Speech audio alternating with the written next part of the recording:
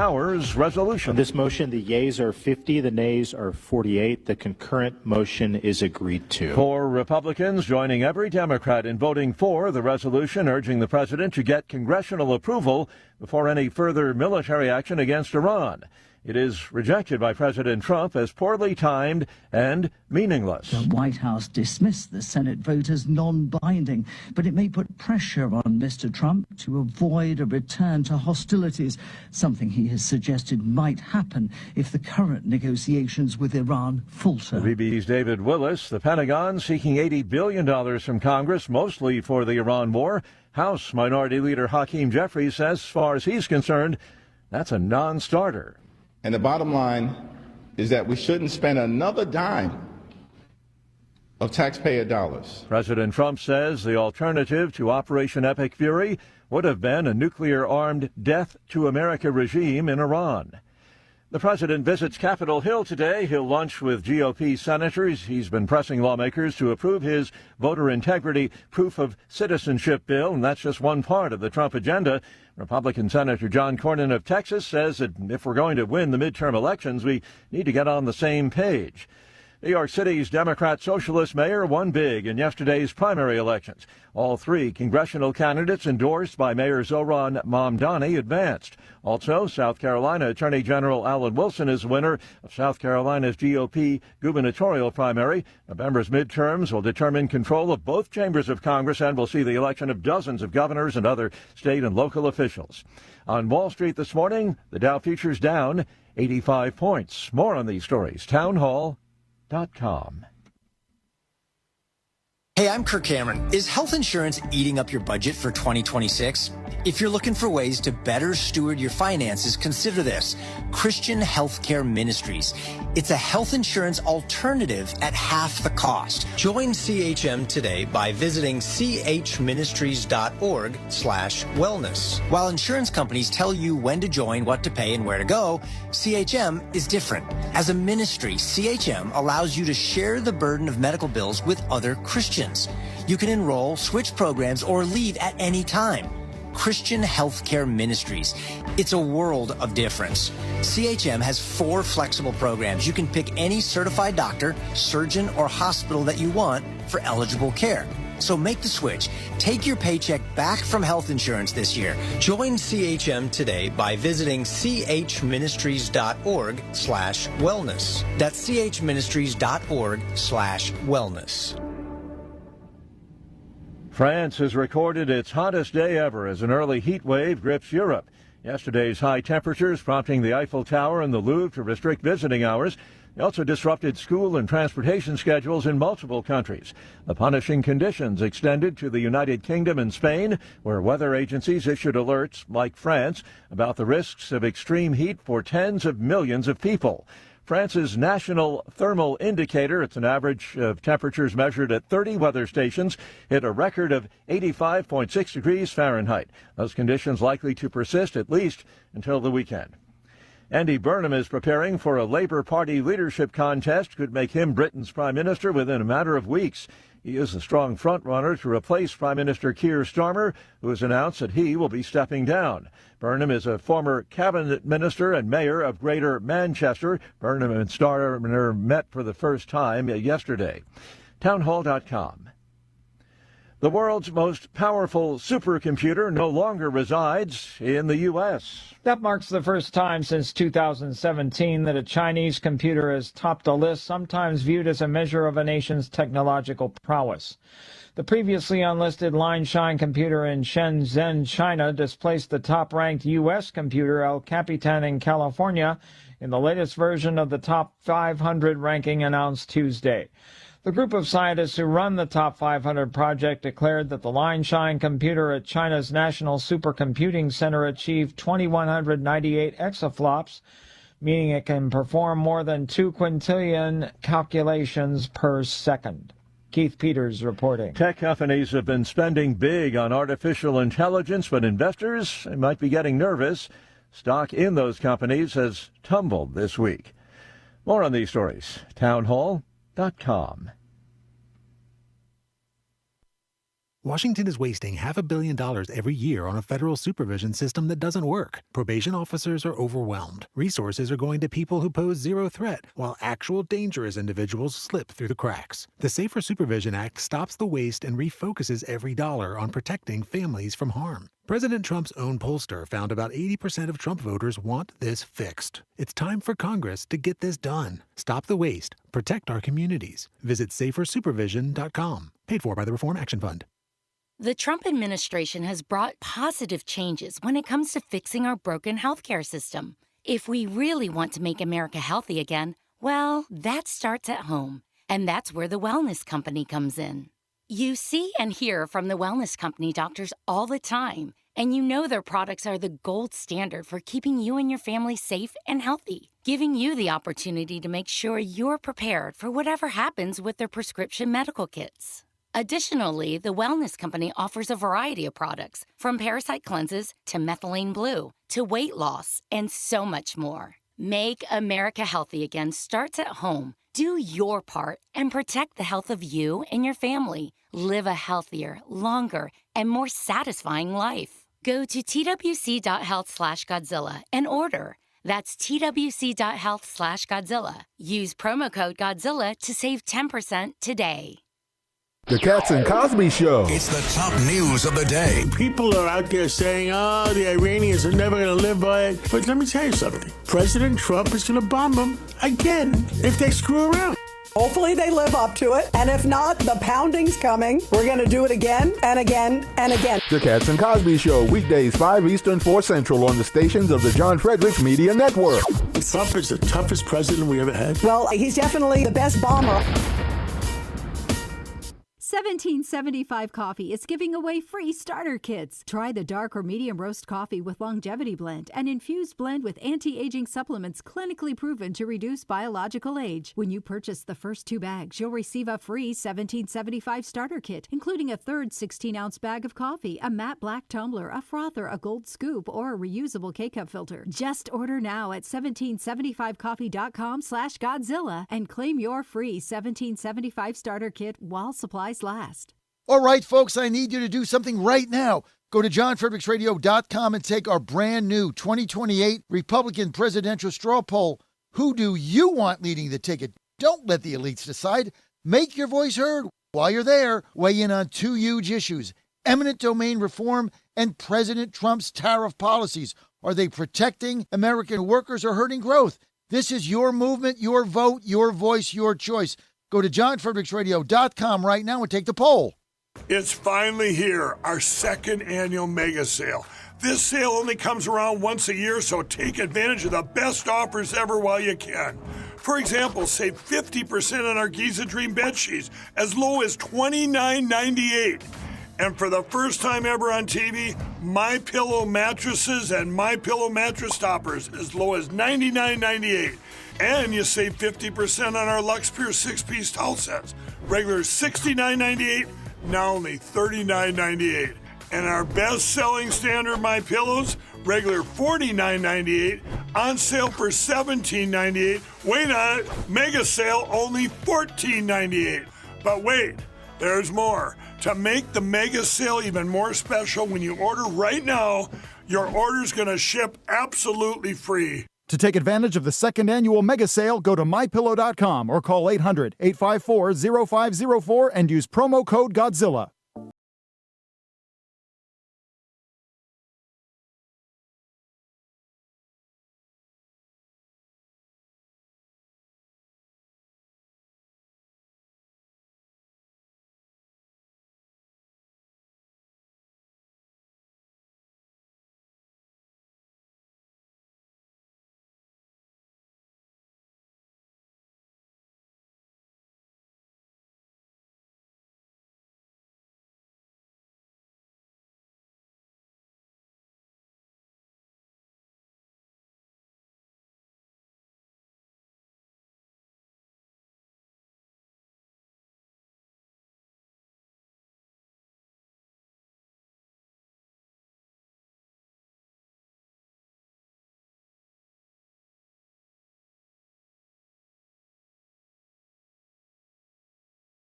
For 20% off. Ponder this. Most people want to have a good day every day. In order to do this, we must start our day with gratitude and keep an attitude of gratitude throughout the day. I offer you my recipe for having a great day and a joyful life. First, start each day being grateful that the Lord has given you another day to serve Him. Roll yourself out of bed, get on your knees, and say a morning prayer of thanksgiving. Ask the Lord to help you throughout the day to do whatever His will is for you. Next, thank God for the little things that make your day better. I thank Him immensely for my morning coffee and for my legs that allow me to take a morning walk. I pray for those who cannot walk because of age, injury, or disability. Throughout the rest of the day, I am grateful for the people God has placed in my life. I thank Him for those who love me, and I pray especially for those who do not love me. Find ways in your day to thank God continually and offer prayers for all those the good Lord has placed in your daily path. I'm Susie Kelly, and I am Passionately Catholic. Good morning, and thank you for waking up with us on this Wednesday, June 24th, here on the John Fredericks Media Network. I'm Mike Coleman, filling in for Dan again. He is on vacation and will be back shortly. Now, let's get the day started off with the weather, then Outside the Box with the Ox, and then your favorite talk show host, John Fredericks. Now, bringing you today's weather update is the Godzilla Wins radio show for the best insight, analysis, and picks. Watch and listen to Godzilla Wins Saturday mornings from 9 to 11 all across the John Fredericks Media Network. Plus, to get John's daily sports picks, go to GodzillaWins.com. Once again, that's GodzillaWins.com. Starting in Richmond, today will reach a high of 83 degrees, partly sunny, and tonight a low of 62 and partly cloudy. Right now it's 59 degrees and clear. In Washington, D.C., today will be mostly sunny as well, reaching a high of 85. Tonight, mainly clear skies, reaching a low of 63. Currently it's mostly clear and 64 degrees outside. In Atlanta, today it's going to feel really hot, reaching a high of 85, but it will feel like 94. Tonight's low is 68 degrees, and currently it is 67 degrees. Moving along to Nashville, today will reach a high of 85, but it will feel like 94 degrees. And tonight it'll reach a low of 64 degrees and cloudy. Currently it's mostly cloudy and 62 degrees. In Philadelphia, today will reach a high of 85 degrees, but it will feel like 89. It'll be a little less humid than it was yesterday. But tonight, a low of 67 and mainly clear skies. Currently, it is 64 degrees and clear.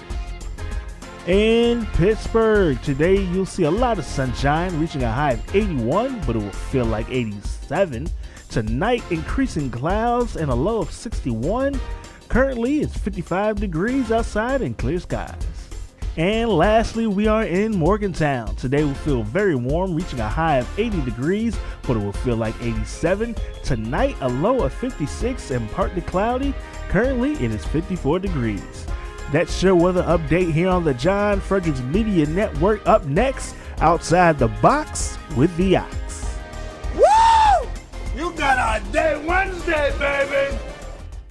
CNN World reports this week that AI breaches will occur, and sooner not later. That all of our national defenses are at high risk, and particularly stark risks to small and medium businesses. And that, quote, currently there is no transparent, consistent framework for regulating AI in the U.S. While some experts say the government should be involved in conversations about AI safety, others argue the result could stifle the industry, close quote. Somehow they must be blaming Donald Trump, but they stop short by just saying a group of experts have written a letter to him urging some action because they say AI models have reached expert levels of cyber capability.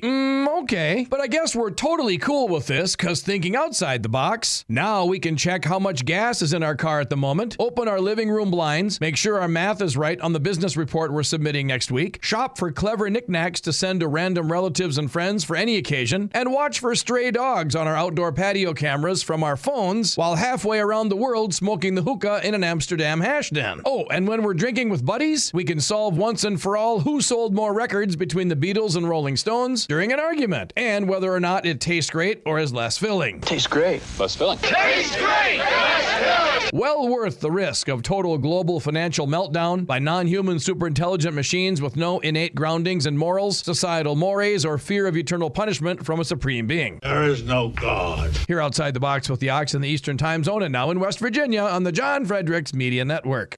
Right now, download the new WV Sports Nation app from the Apple Store or Google Play and get the entire Mountaineers sports world in the palm of your hand. Right now, get notified when new stories drop about your favorite Mountaineers teams and athletes. Download the WV Sports Nation app right now. Get updates on next-level Mountaineers like Weatherholt and Joe Mazzulla. All that and more right in your pocket right now. Download the new WV Sports Nation app from the Apple Store or Google Play. Download the app right now.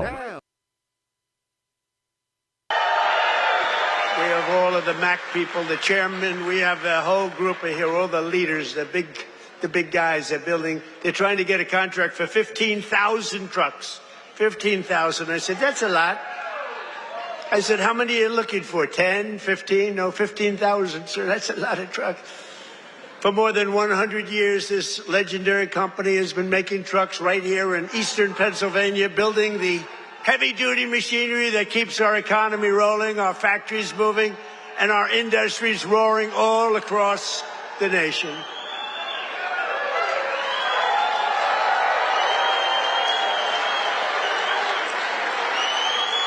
And you are the men and women who put your pride and spirit into those beautiful words, stamped on every Mack truck that said, made in the USA. It's made in the USA.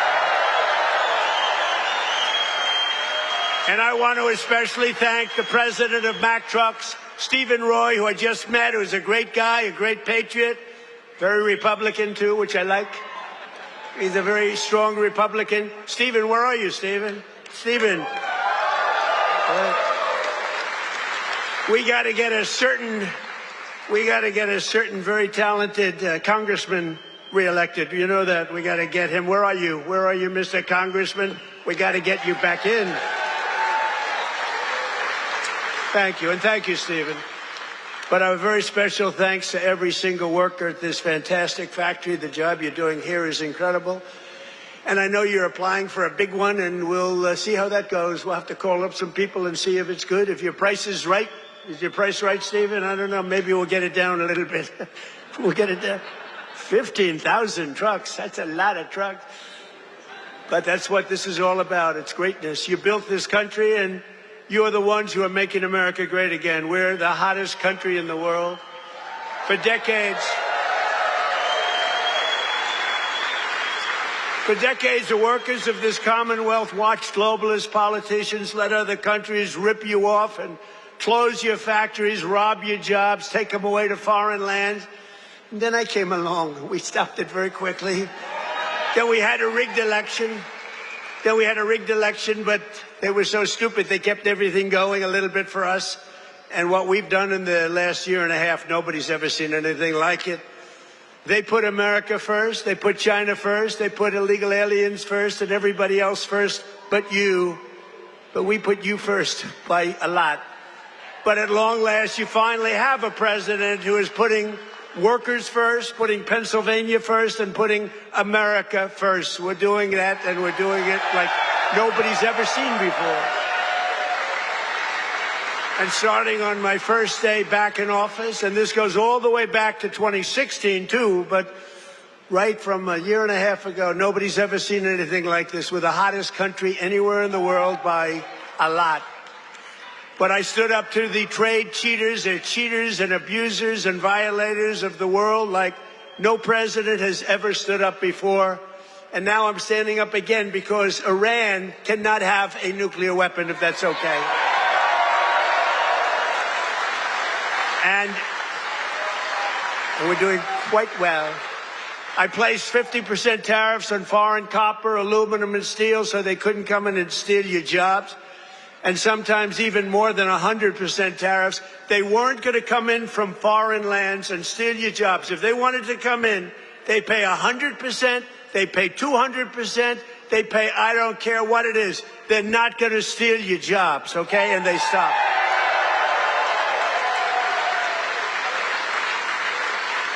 And right now we have more factories being built, and I mean car factories, AI factories, factories of every type, than we've ever had in the history of our country by 3 times. That's because they didn't want to pay the tariff. How don't you pay a tariff? You build your factory here and you hire American workers. It's quite simple, actually. But as you know, I placed a 25% tariff on foreign automobiles, and very importantly, I posed a 25% tariff on medium and heavy-duty trucks so that Mack Truck could do very well with its factory in Pennsylvania. But all American roads will be filled with American trucks very shortly. Very few people are able to compete with us anymore. They used to rip us off. It was like we were a bunch of babies. American labor worked with us, too. I just met the head of your unions, and they've been terrific. They work with us, and they're fair.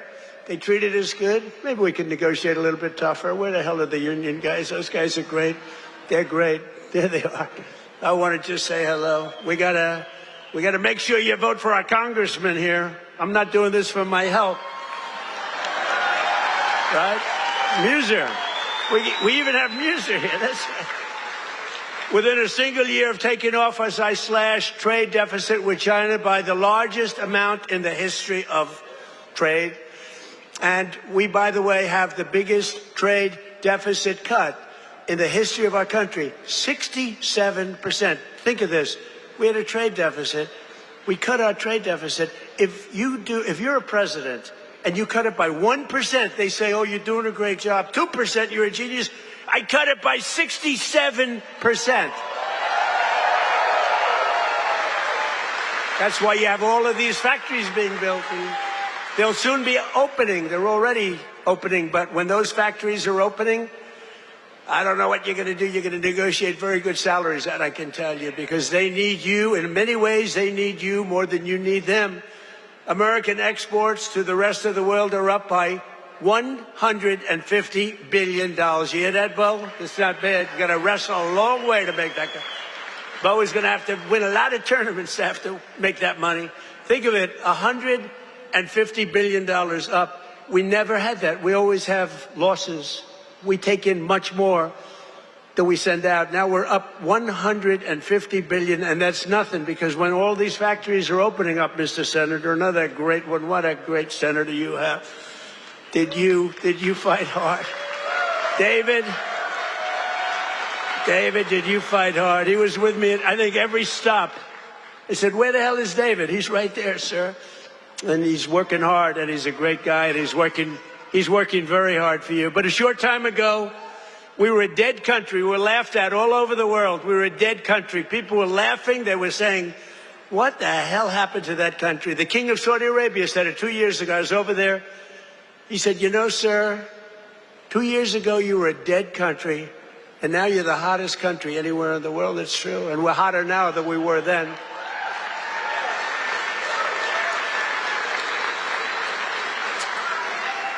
He then proceeded to announce that he's investing $2 trillion in our country, along with Qatar, along with UAE. Bahrain is investing, Kuwait's investing, but countries from all over the world, they're all investing in the United States. 2 years ago, they wouldn't even think of it. They thought we were finished. When I went to China 2 weeks ago, I met with President Xi, and we greeted each other, and he looked at me and said, man, do you move fast. Because they thought they had us, but now it's really the opposite. We are doing numbers that nobody's ever seen before, so it's great. It's great. We had a great meeting. But as you know, we just achieved a historic peace agreement with Iran to end the conflict in the Strait of Hormuz. And by the way, yesterday, 19 million barrels of oil flowed out of the Strait of Hormuz, a very beautiful place. That's the most oil in the history of the Strait. No, it's never been any, you've never seen anything like that. It's called an oil gusher, and most importantly, we are ensuring one thing very importantly, because this is why I did it. I did it for this reason, 99% for this. Iran will never have a nuclear weapon, and they've agreed to that. But remember, this wasn't easy. We had 47 years worth of presidents and other people, other countries too. We're not the only one that never did anything. They were the bully of the Middle East. And now we're leaving Iran with no Navy, no Air Force, no anti-aircraft, no missile capability, no nuclear program. We're leaving them without any nuclear capacity, and they've agreed to that. And we're getting along quite well, although if you read the fake news, you never know. Think of it, the fake news. They have no Army, they have no Navy, they have no Air Force, they have no anti-aircraft. We can fly over Tehran just at will. Nobody going to do anything to us. And then I read the fake news that they're doing quite well. They're not doing quite well. These people right there, look at all of them. Whoa, whoa, whoa. That's a lot of press. That's almost as much press as Bo had at the White House last week when he knocked out his opponent in the first round. Right? I think you had more. Bo had more press.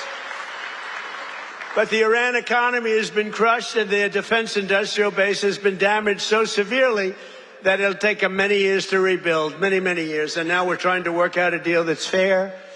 And we also want to work out a deal. You know, the stock market hit a new high today again.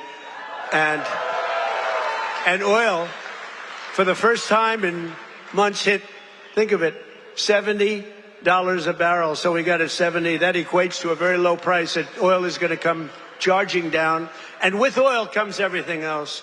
Because I inherited from these Democrats. You know, they're Democrats. I changed the E for a U. It's very simple, Democrats. I don't know why I didn't think of that 9 years ago. I just thought of it about a month ago. They're Democrats because their policies are so dumb. Men and women's sports. You know, Bo is with one of the great champions, Tony. Tony, could you have taken most women in the heavyweight championship? He was the heavyweight champion of the world. Do you think you would have had trouble with a woman of approximately your size? Be hard to find a woman of your size, but if we did, I think you would have been okay. What do you think, Bo? Could you have handled it? I think so. What about you, Bo? Could you handle a woman of approximately your, 182 or something? Think there's a 182-pounder that could give you a little tussle? I don't think so. I don't think so. He's such a nice guy. Say, no, not really. I don't think so. When she looked at those ears of Bo, she'll say, I'll take a pass. She'll say, I'm not going to fight that guy. The average price of gasoline nationwide is down 60 cents a gallon just from a short while ago. And remember this.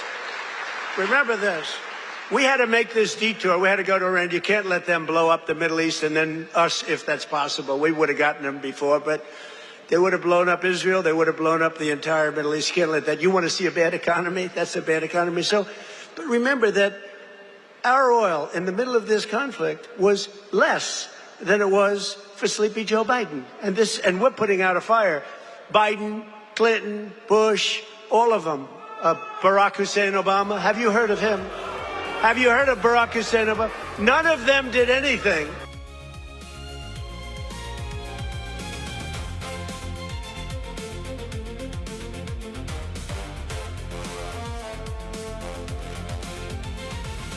Live from the studios of the John Fredericks Media Network, it's The John Fredericks Show.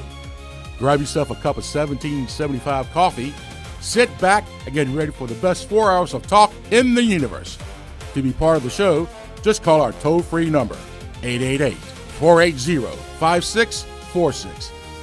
And now, here's the Godzilla of Truth, the Oracle of the Deplorables, the man Jack Nicholson knows can handle the truth, John Fredericks.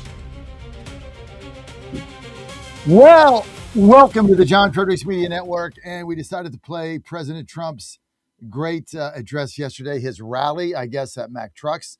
I thought he was on a roll, so I'm like, you know what? We haven't heard from him enough when he's in a good mood. So let's go ahead and roll that. The fake news in overdrive. Thanks for joining us today. I'm your Godzilla of the Truth in America, your Oracle of the Deplorables, coming to you live in Washington, D.C. I'm in the White House pool today, so I'm leaving at 10, going over there, be there for the rest of the day, and get a couple of videos from me while I am there. Great to have you with us. As always, a couple of announcements to make before we start, just for our 6 a.m. audience, because I don't do this throughout the show because I forget. So I just do it for 6 a.m. because you guys are special, right? You're up with me listening to President Trump at 6 in the morning. What else could you be doing with your time today, right? Great to have you with us. Wendy Bell is going to be joining us live with the new Wendy Bell show. Wendy Bell Live is what we're branding it. She's going to be 10 a.m. to 12 p.m. across our network, all markets. That is live. Wendy Bell Live, 10 to noon, Monday through Friday in the John Fredericks Media Network. And we're looking forward to that. That'll be starting on August 17th. Wendy Bell Live on the John Fredericks Media Network. Meantime, Michael Patrick Leahy, and that'll be starting August 17th, Monday, August 17th. Michael Patrick Leahy, who's 10 to noon now, he'll be moving to 3 to 5, and our new Nashville station expected to be up online August the 1st. So all that coming up. Just want to keep you abreast of our programming changes. Del Wamsey has decided to retire. Longtime friend of mine, great guy. I would have kept him on till I told him he can stay on my show till you decide to retire. He's a very, very wealthy guy and decided in his mid-70s, well, it's time to go. So he's going to be doing no more radio show for Del, and his last show will be August 15th or August 14th, and then that's going to be it. Okay, when I get back, you know why you tune me in every day? I'm so ahead of the curve. I want you to think back 2 years ago. And I want you to think back of who started calling the Democrats communists and who said there was a communist wave in this country and it was under the radar screen, and the abuse I took for calling them communist. 2 years later, it is now Communist Party USA, and they're out in the open. Again, 2 years ahead of everybody else. That's why I tuned me in. And I thank you for that. And I'm going to be right back. You're on the John Fredericks Media Network. Communist takeover upon us. Katie, bar the doors.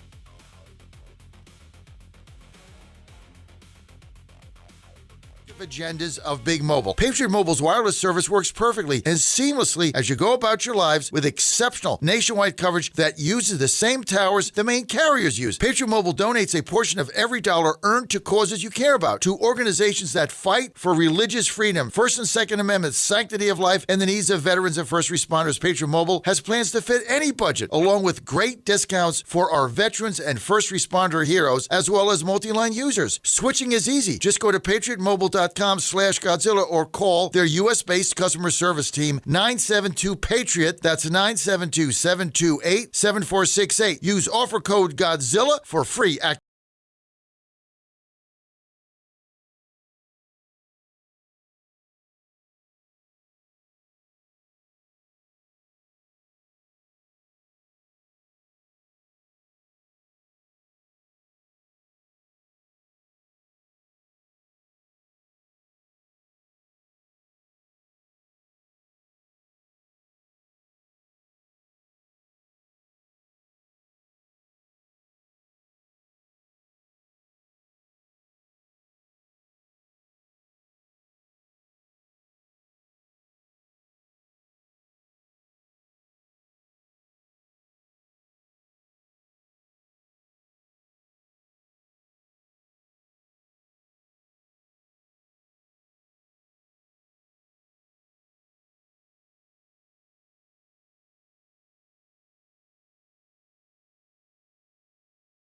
Off. For the first time ever, we're bringing you My Pillow mattresses and mattress toppers for as low as $99.98. Remember, sleep's all about temperature and pressure points. Whatever sleep needs you have, we have the right technology for you. Like our MyPillow mattress topper, our queen size has over 10,000 individual comfort supports to help relieve your pressure points. And how about our 3-inch Hybrid Plus mattress topper?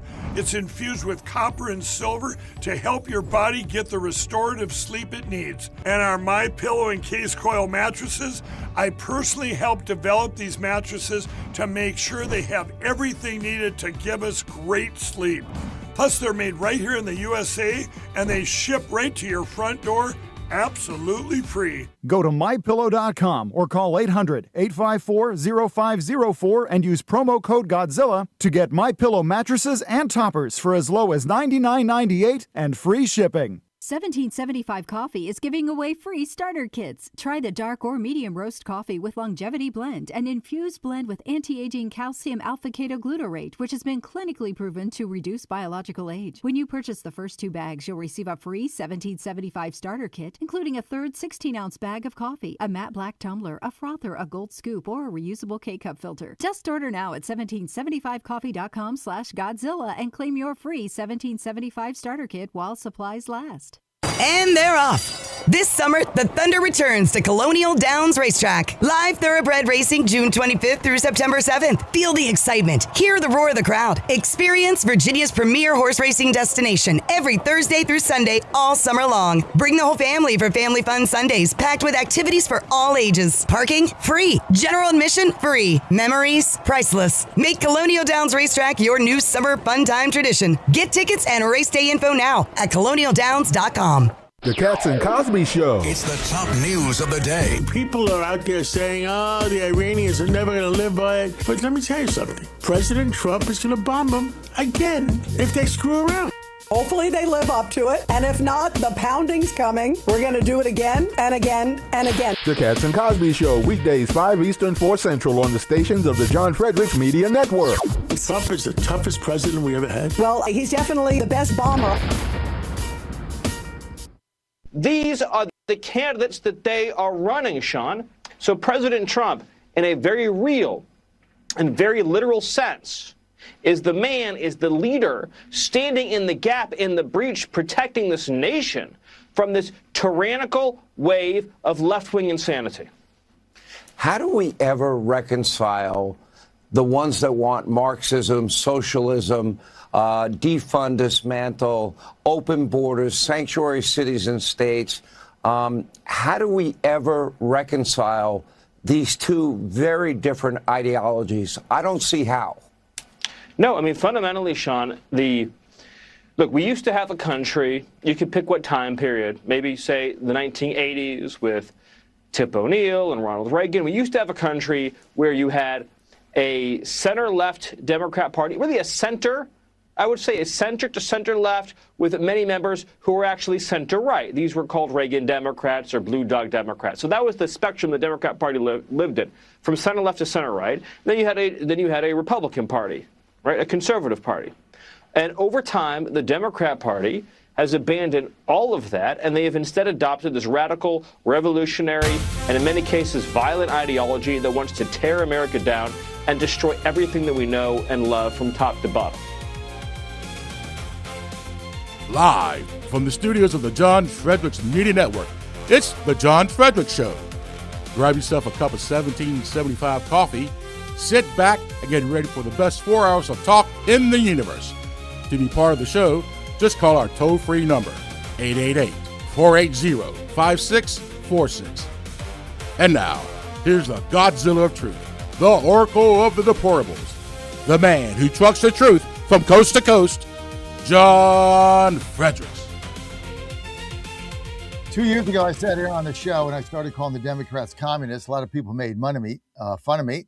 I went in a couple of shows, like I'd go on Newsmax or I'd go on News Nation, and I called the Democrats communists, and they would correct me and get upset and say that was hyperbole and that was exaggeration and that was not befitting of somebody of my stature. That was 2 years ago. Here we are today. And the communists have taken over the party, and they're not even shy about it. This is a communist movement underfoot in this nation, and I've been warning you about it for 2 years. It started with COVID. COVID was a communist operation. Not that the communists were behind it, But what COVID did was show people I can get other people's money. I can stay home. I deserve other people's money. And they liked it. And a lot of our young people now, a lot of our young people want your money. They don't want to work. They didn't have to. People were getting more money during COVID for doing nothing than they were working. So that became the norm. Now here we are. What happened in New York yesterday is Mandami-backed 3 left-wing communist candidates. They're calling themselves Democrat Socialists. You can take the Democrat out of the name. That is a front. That is a facade. They're not DSA. They're not Democratic Socialists. They're communists. They want a communist takeover of the country. And the D in front of SA, Communist Socialists of America, is a feigned front. And this is what we're up against. We got the John Thunes running around talking about traditionalists. When they take over, they're going to string this guy up with a shoelace and a rope. You think I'm kidding? These people want MAGA incarcerated. They want us in concentration camps. They're bat crap crazy. And they got the fake news behind them lying every day. I put a piece out yesterday on all this feedback. Oh, you're lying about the reflecting poll. No, I'm not. No, I'm not. Somebody went in there and threw in chemicals. That's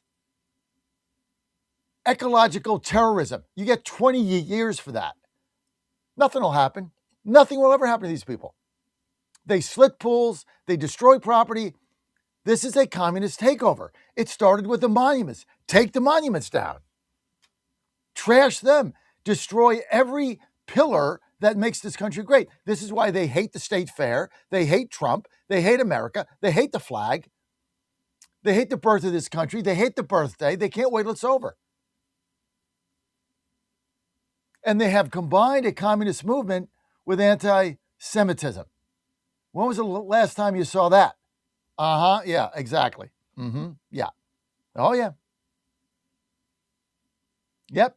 Communist, and they hate the Jews. Communist, and they blame Israel. That's what you're looking at. Mandami backed 3 left-wing socialist communist candidates in Democrat primaries in New York. He won them all, and they weren't even close. Not close. Beating left-wing Democrats that are not communists, that actually, have some semblance of belief in a capitalist system. They want to tear this down. You're going to get a communist mayor in LA. That lady out there, that council member, is going to crush Karen Bass. Just like Janice Lewis George here in D.C. crushed Kenyon McDuffie. This is what the people are voting for, because they are promising to give them stuff. This is Bernie Sanders. This is beyond Bernie Sanders. They will give them stuff. Your stuff. Somebody's stuff. You don't deserve it. You have a company, you built it. You didn't build that. Somebody else did. Yeah, you're working 18 hours a day while I'm doing nothing. But that doesn't matter. I don't know if it's taught in schools. I don't really know what this is. But before you can stand up to something, you have to come to grips with what you are dealing with. There is a real, live, passionate, breathing, moving, growing communist movement in the United States of America in 2026. It is real, and you better wake up and smell the coffee. This is not a joke. These victories yesterday prove it out. The Democrats don't want anything to do with the Democrat establishment or the traditional Democratic Party. I get what Miller was saying. Yesterday's news, Stephen. I saw this coming 2 years ago. It was coming. You have to have the vision to see the future based on events that are evolving. All my energy now is on one thing, MAGA 2.0. I don't know what it's going to be, but we're going to shape it. And we played that clip, Michael, thank you, of President Trump in Pennsylvania. You're never going to get this again. The protector, if you want to call him that, the shield, if you want to call him that, the bazooka, if you want to call him that, is rounding out his second term. And yes, he'll be involved, and yeah, he'll be doing things, and he'll be doing rallies, but it's not the same. The movement has to be led by someone, something, or some other entity. The movement will be shaped by those that are in it. We will shape it. And that's why people say, oh, you need to retire. No, I don't think so. I don't think so. Not right now. Not the right time. Not right now. Right now, what is happening next is all I'm interested in. What is the next step here? In order to fight something, you have to understand what you're dealing with. And we're not getting it. John Thun's not getting it. All these rhinos, they don't get it. Fetterman gets it, and he's a Democrat. He's the only one that gets it. And we'll play his clip in a minute. He called them a bunch of dirtbag candidates. He's in no man's land. Votes with the Democrats 85% of the time. Republicans are never going to vote for the guy. Yet they're going to throw him out of the party. He will get primaried and get crushed. These people are getting crushed. This isn't even close. The Democrats want CPUSA, Communist Party USA. Anybody listen to me right now, you know that I was saying this 2 years ago and got laughed at and mocked. And now here we are. 2 years later, here we are. What are you fighting? Half the people on our side don't even understand what the opposition is. This is one of the beauties for me. People say, how do you get this stuff? I trace it back to one thing. I coached basketball. Simple as that. I mean, it is that simple. Get the game film. Watch what they do. Study it. Break it down. Piece by piece. What are they doing in a timeout? What defense will they do if I've got the paint? What are they going to do? How am I going to counter that? That's what the game is about. That's all the game is. I do something, they do something. They do something, we do something. But you got to know what the enemy is. Right? Play a team that all they want to do is block shots and, jam them out of bounds and the, high school crowds cheering because they blocked the shot. It's our ball. You spend 2 days practicing nothing but head fakes. That's all you do. I mean, you got to look at what you're dealing with here. You look at what you're dealing with. We're dealing with a communist movement. This isn't a candidate or a personality or this or that. This is a communist movement that has taken over the Democratic Party that wants full control of your life in the country. And they will do it. And they will start confiscating property because this is what they do. And here's what's all part of it. Voter fraud, financial fraud. That's all fraud. Get the illegals in, give them money, have fraud, get their votes, get their money, have fraud. The more fraud, the better. Collapse the system with fraud. Then cheat. You can't win, so you cheat. I mean, yesterday in Washington, D.C., the council votes for open primaries. The hell can you have an open primary here?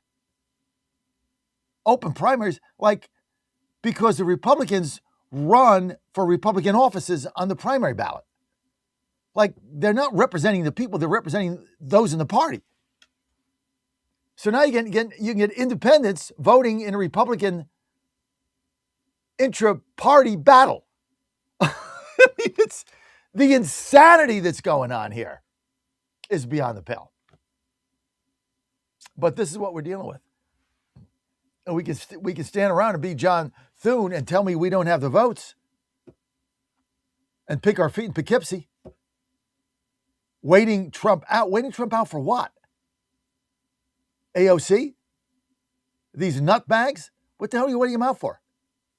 You got to stand and fight right now. Big win in South Carolina for Alan Wilson. Congratulations. My candidate, Pam Evitt, lost. I did everything I could. She worked hard. It didn't work out. I'm sure he'll be an extraordinary governor.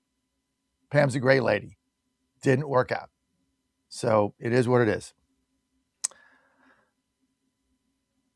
You know I'm right. See, this is the problem with the show.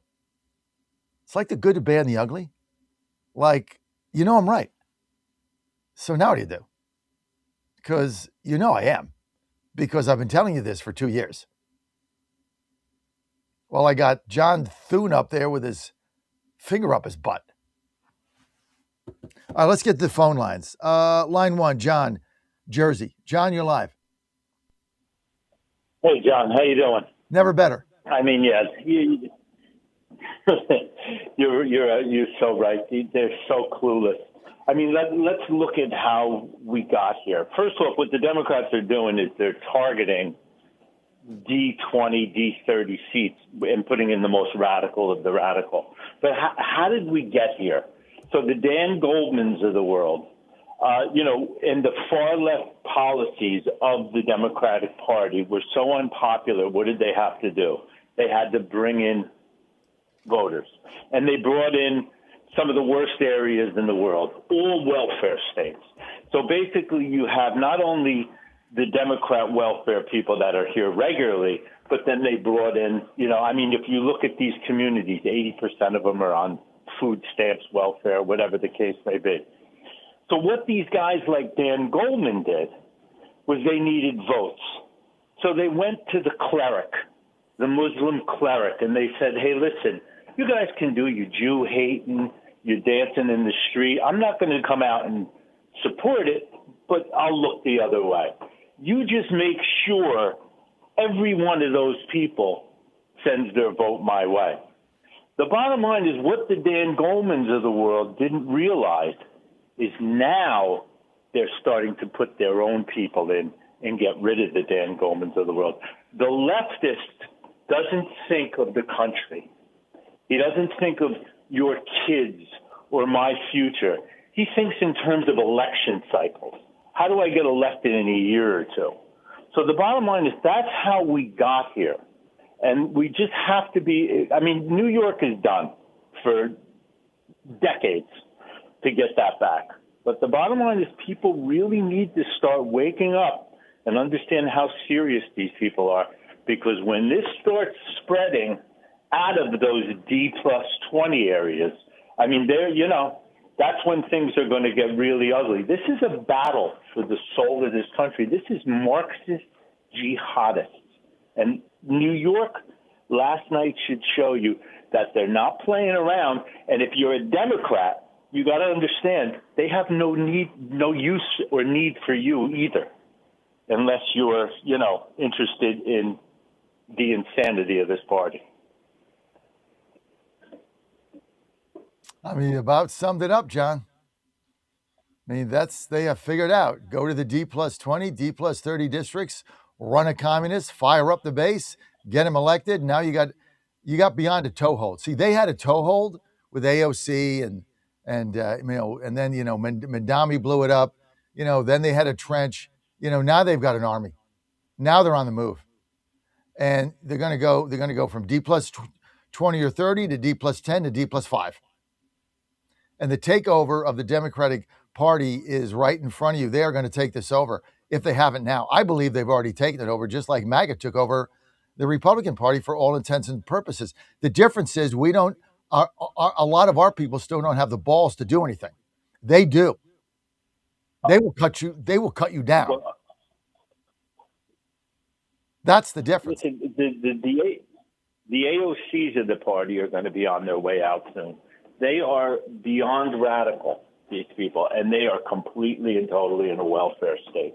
So the bottom line is, we better really, like you just said, we better start waking up to this, or we're going to be in a lot of trouble. We're going to be fighting on a lot of different fronts that we didn't. Why do you think they're trying to get a foothold in Texas? So we're going to see pockets of this stuff in Seattle, California, New York, but these people are very smart and they're vicious, and they understand our people, like the John Thudens of the world, are idiots.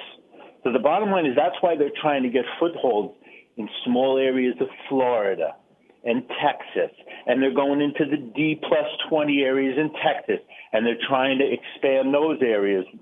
I mean, so the bottom line is eventually this is going to, get into a point where we're in danger on the nation, and it's going to come out of these pockets. I mean, these dumps that they're in, I mean, they're going to fail. New York, and I said it on this before, and California, that ends in bankruptcy and riots.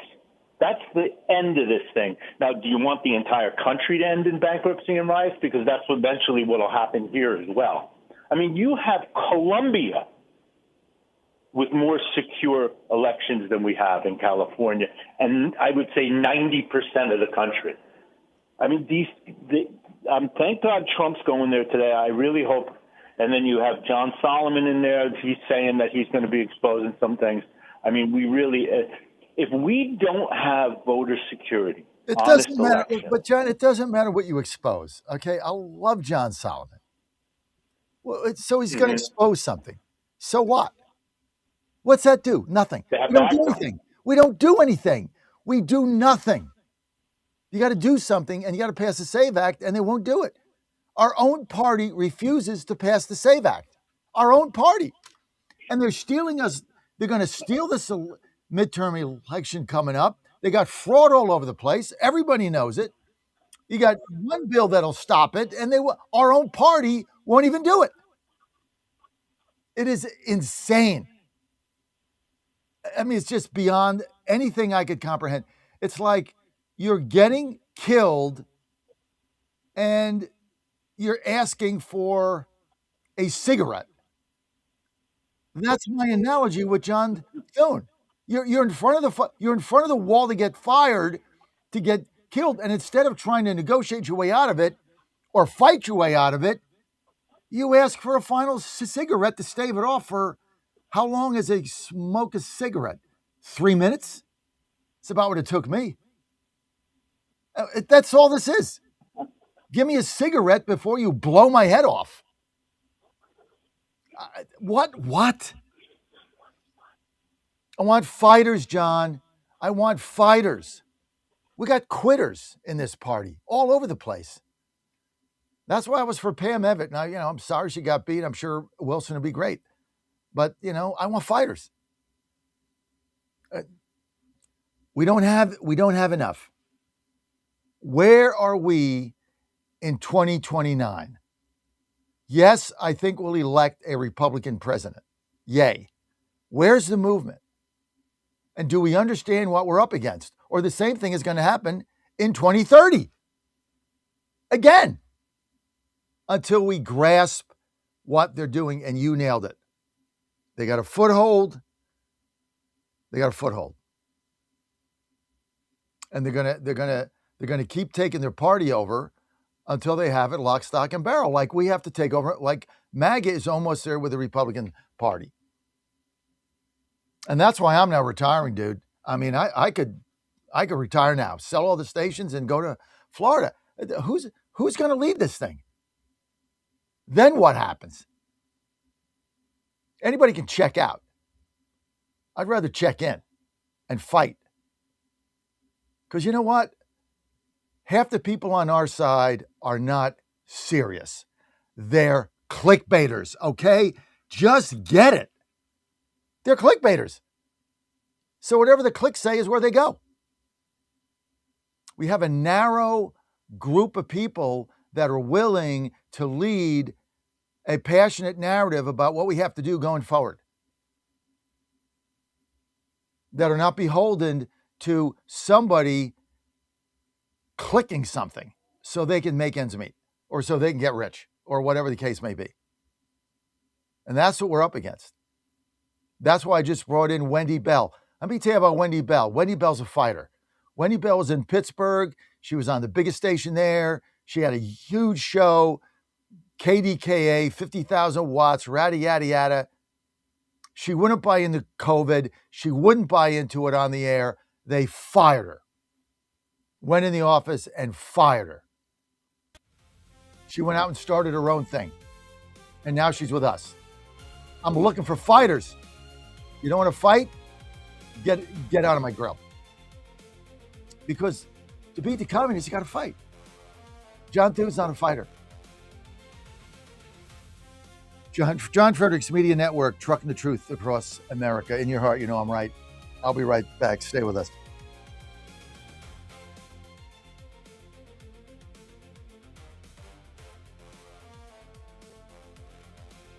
In Goochland, Bonaire, Chester, 100.5, 107.7, 92.7 FM, AM 820, and WJFB, Portsmouth, AM 1650. Breaking news this hour from Town Hall. I'm Rich Thomason. New York City's Democrat Socialist mayor was not on the ballot in yesterday's primaries, but 3 congressional candidates endorsed by Zohran Mamdani were, and all 3 of them won. Elsewhere, Trump-backed State Attorney General Alan Wilson wins South Carolina's Republican primary for governor. This is going to happen, the words of the head of the UN's nuclear agency, who says his inspectors will visit what's left of Iran's nuclear enrichment sites. President Trump says that when it comes to Iran's claims that no inspections have been agreed to, they're wrong. They know they're wrong. They told us inside, and we have it down 100%. Inspections. Following the lead of the House, the Senate has passed a war powers resolution demanding President Trump get congressional approval before any additional military action against Iran. The president dismisses that non-binding resolution as meaningless and poorly timed. 4 Republicans joining every Democrat in voting yes on that resolution. Today marks the 4th anniversary of the Supreme Court's repeal of Roe v. Wade. Marjorie Dannenfelser of Susan B. Anthony Pro-Life America says that now her group's attention turns to abortion pills. We have women who are receiving these drugs because of a Biden COVID hangover. The rules were dropped around the distribution of these drugs. There's no in-person visit to anybody associated with her health. She just gets it in the mail, or her boyfriend, her ex-husband, the guys at the fraternity, someone has those drugs and she gets them, and it's leading to disasters all over the country. Dannenfelser speaking with the Salem Radio Network. A federal judge in San Francisco is barring the feds from making immigration arrests at U.S. courthouses. Watching Wall Street this morning, the Dow futures down 49 points, NASDAQ futures up 145. Townhall.com. Diabetes, high blood pressure, anxiety meds, everyone's on them. If you're a 50-year-old male, maybe a bit porky, and you may even have type 2 diabetes, $1 million of term insurance may only cost you about $200 a month. Call Term Provider. Speak with Big Lou at 800-555-2085. Big Lou will find a term life policy for you even if you have type 2 diabetes, are overweight, or have high blood pressure. Term Provider has helped thousands of people like you who think they can't afford term life insurance. To buy $1 million of affordable term life for you, all you need to do is call Big Lou at 800-555-2085. Lou will make sure the scales are tipped in your favor. Call 800-555-2085. Big Lou will answer your call and work to fit you into a term life policy that you can afford. Remember, Big Lou's like you. He's on meds too. Call 800-555-2085 or biglou.com. There's more atomic saber rattling by North Korea's dictator. Kim Jong-un, in his usual black suit, stood out among the row of sailors in white.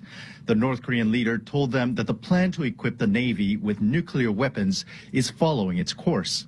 It is unclear when that will be, but North Korea has been test-firing missiles from its ships. And soon, he boasted, he will launch ships twice as large as the one in front of him. Since his negotiations with U.S. President Trump failed in 2019, Mr. Kim has continued to pursue nuclear weapons, unveiling more ambitious plans one after another. To BBC's Jay Kwan in Seoul, South Korea. Ukraine says its forces have struck a railway bridge, power plant, and other key infrastructure targets in neighboring Russia-controlled Crimea. As Moscow steps up attacks on Ukrainian civilian targets, the Ukrainians have been striking back. News and analysis at townhall.com. More than 1,000 GM workers are out, and 50 robots are in. General Motors is facing renewed scrutiny over automation at its flagship EV assembly plant after adding dozens of robots to the production line months after cutting more than 1,000 jobs. The changes at Factory Zero in Detroit highlight the growing tension between automakers seeking greater efficiency and workers concerned about the future of manufacturing employment. The move reflects a trend seen across the auto industry, where manufacturers are increasingly turning to robots and artificial intelligence to improve productivity, reduce costs, and streamline vehicle assembly operations. Bernie Bennett reporting. The Supreme Court has granted tech giant Cisco's bid to shut down a lawsuit and claims the company's technology was used to persecute members of the Falun Gong movement in China. The justices say that American courts are simply the wrong forum for the suits. More on these stories, townhall.com.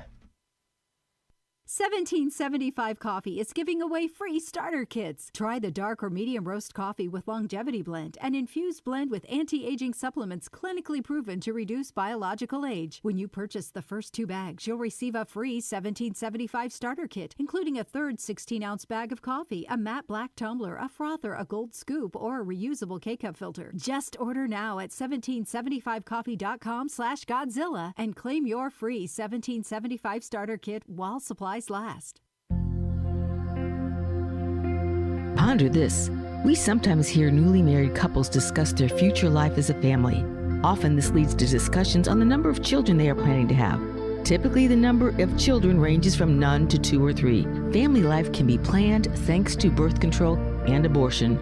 But the reality is that God has a birth control plan already established for those who love Him and trust in Him. We are called to live a life of chastity according to our state in life. If you are called to a married life, being open to life according to God's plan is a great gift and probably the greatest challenge in today's modern world. It starts by selecting a spouse who puts God and family first. Then, trust in God's birth control plan, where parents are open to life and provide a sanctuary of faith for their family. Allow God, the author of life, to plan your family. I'm Susie Kelly, and I am passionately Catholic.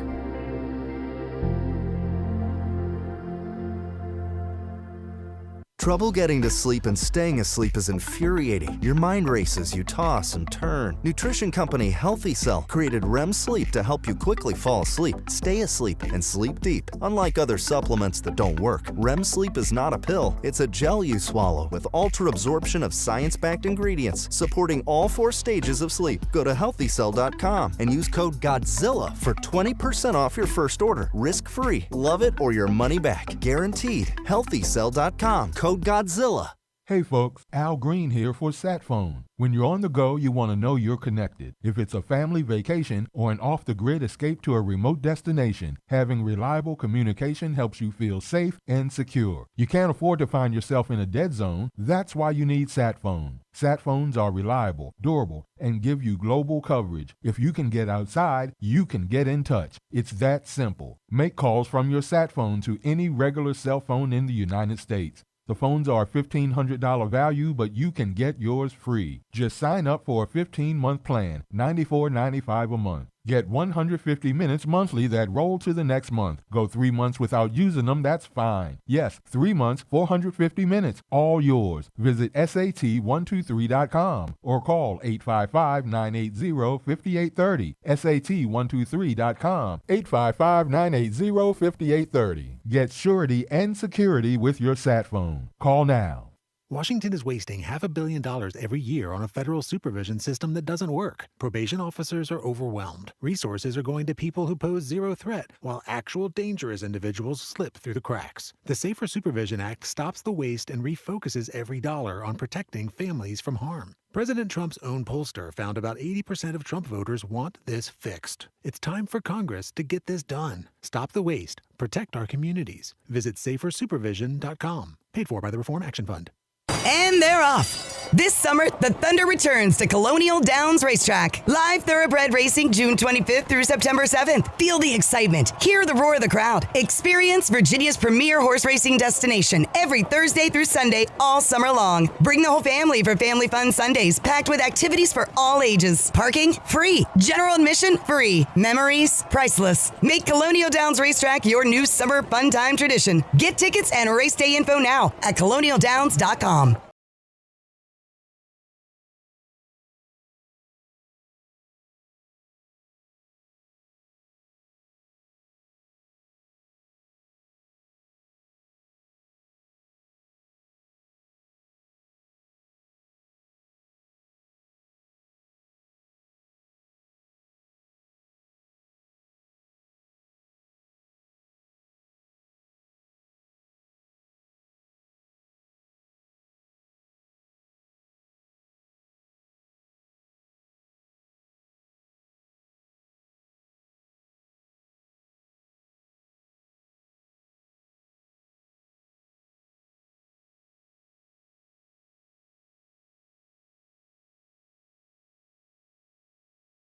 Code GODZILLA for 20% off your first order of Focus Plus Recall. That's HealthyCell.com. Code GODZILLA for 20% off. Live from the studios of the John Fredericks Media Network, it's The John Fredericks Show.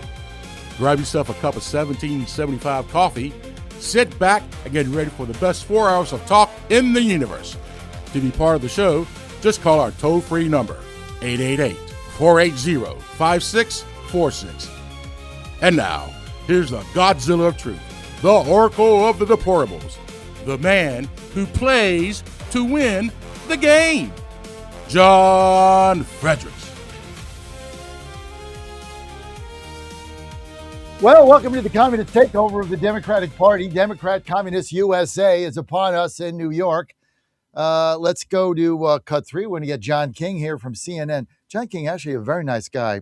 Used to be married to Dana Bash, I think, and that didn't work out. But he's a good guy. When I was at CNN, he was one of the nicest people there. And he said that Madami is making a sweep of the 3 races he endorsed. How much power does he have in New York City politics? Answer, all of it, because it's run by a communist.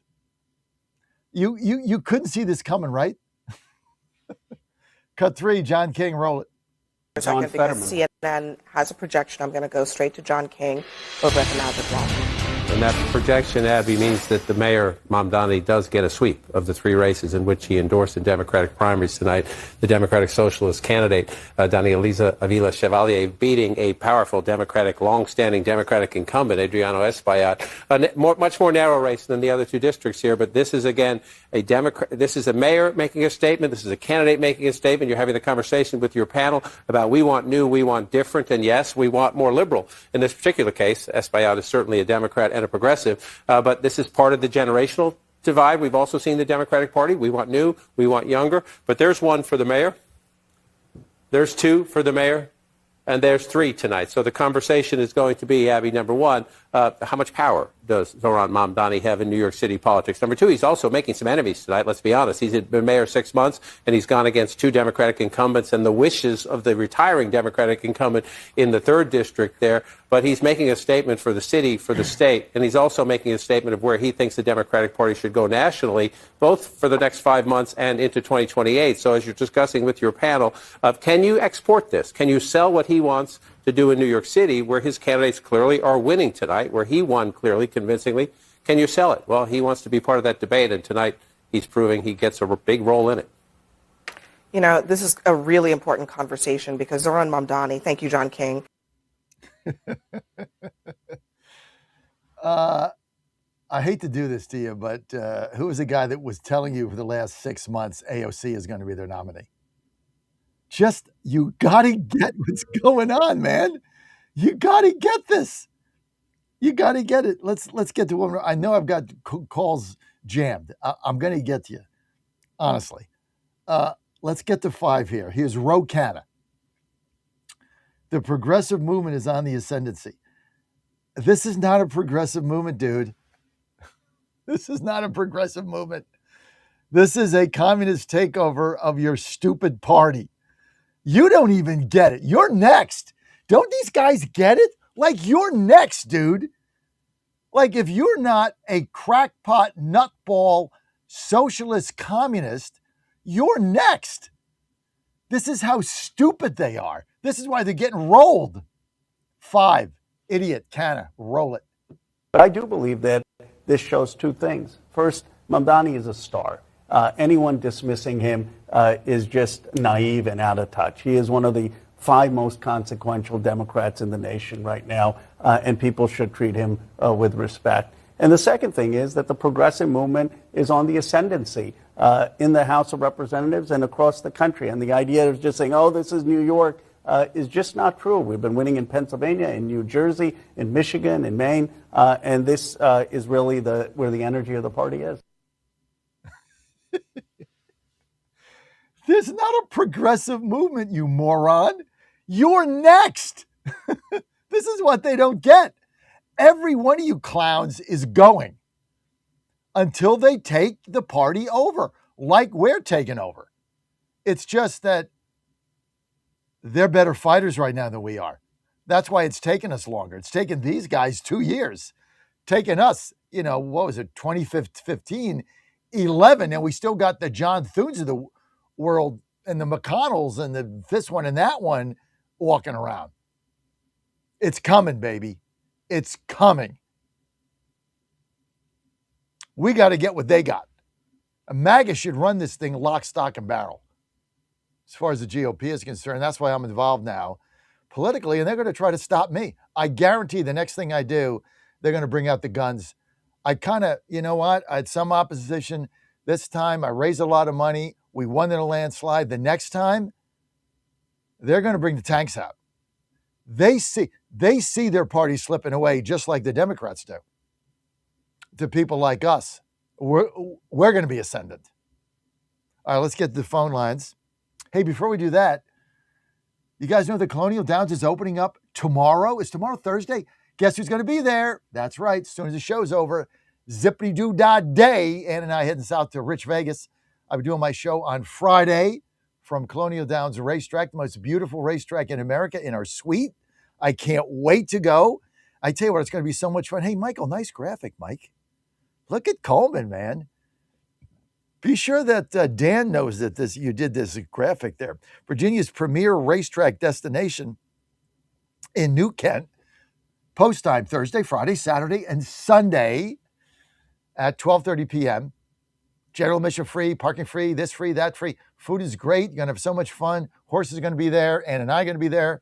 We'll be in our suite on Friday, on Saturday, and going back on Sunday, I think. But we're going to have a lot of fun. We can't wait to go, and we're going to be there. I was supposed to be at the Faith and Freedom, but I'm like, you know what? No, I got my suite going. I got to go there. I'm excited. It's like opening day, right? So opening day, you're always excited, right? First day, opening day of baseball. It's opening day of Colonial Downs Racetrack in New Kent. Check it out. All you got to do is go to colonialdowns.com, get information there, go in the restaurant, the 1690 Club. That's where Anna and I are going to be on Thursday afternoon. We got to get our owners' licenses and get fingerprinted and all that. Go in the backstretch a little bit, but we're really fired up, looking forward to it at Colonial Downs. Check it out, folks. So much fun. Great atmosphere, greatest track in America. Just go to colonialdowns.com, colonialdowns.com. Okay, and if anybody's going there, you want to check me out, you can do that. Just text me. But here's the deal. If you want to come into my suite during racing and you want to talk politics, no, it doesn't fly. Jim Durham, no. Love you to death. No, don't come in and try to talk politics while I'm trying to handicap races and see what horse I'm going to claim, okay? Not a good idea. You want to come, you want to talk horses, you want to read the program, you want to get my picks? Absolutely. You want to come and talk about Mandami? No. Not during the races. I'm handicapping. So, Jim, I love you. Don't do it. Come, have a beer. I'll give you winners, make money, go home, have fun. But we're not going to talk politics right in the middle of me handicapping a race. Just so we're all clear. And I love you, Jim. You know that. You come to all my events, and I hope you had fun on whatever day that was, Tuesday night. Okay, phone lines. Let's get to, we got a lot of people on. Let's get to line one. Paul in Georgia. Paul, go. Hey, John. Hey, I agree with you completely. And that was always something that attracted me years ago, is that you were calling them the communists. So I agree with you completely. The point I want to add to that, though, is, the reports show that the communist Chinese, the CCP, is terrified of religion in their country. They saw what happened in Poland with John Paul, and how the Polish people, with the help of their religion, was able to basically take back their country, and that is so key in all this. They've got to destroy the religion. They've got to destroy all our customs and our history. But on another point, John, I want to say something that good news. There's a report on the New York Post website about how women in Tehran are not wearing their jihadis. They're actually defying the leadership of Iran. I don't know if you saw that. Interesting. Well, maybe there'll be an uprising there, right? Trying to find some good news, right? Yep. Maybe there'll be an uprising. But interesting. I'll look that up, and hopefully the Iranian people will take this opportunity to put themselves in a position to get a better life, like we do here. This communist takeover on the heels of the greatest celebration you're ever going to see, our 250. It's going to be so beautiful. It's really going to be gorgeous. And the state fair at the National Mall, I mean, not all 50 states, some couldn't make it for budgetary reasons. And just for the record, the states that couldn't make it, they didn't give like a political reason, like Washington State said, like, we just don't have the money. We can't ship all that stuff there. It's not in the budget. We're broke. So that's fine. But most of the states will be there. It's going to be fun. Come and join us. I can't wait for that. It's going to be a whole month. State Fair, 250, going to be so much fun. And watch the Democrats cry and squeal because they hate this country. They hate the country. In order to be a communist now, you have to hate the country. You have to hate everything we stand for and everything we do. And you have to be godless. That's like you mentioned it with the Chinese.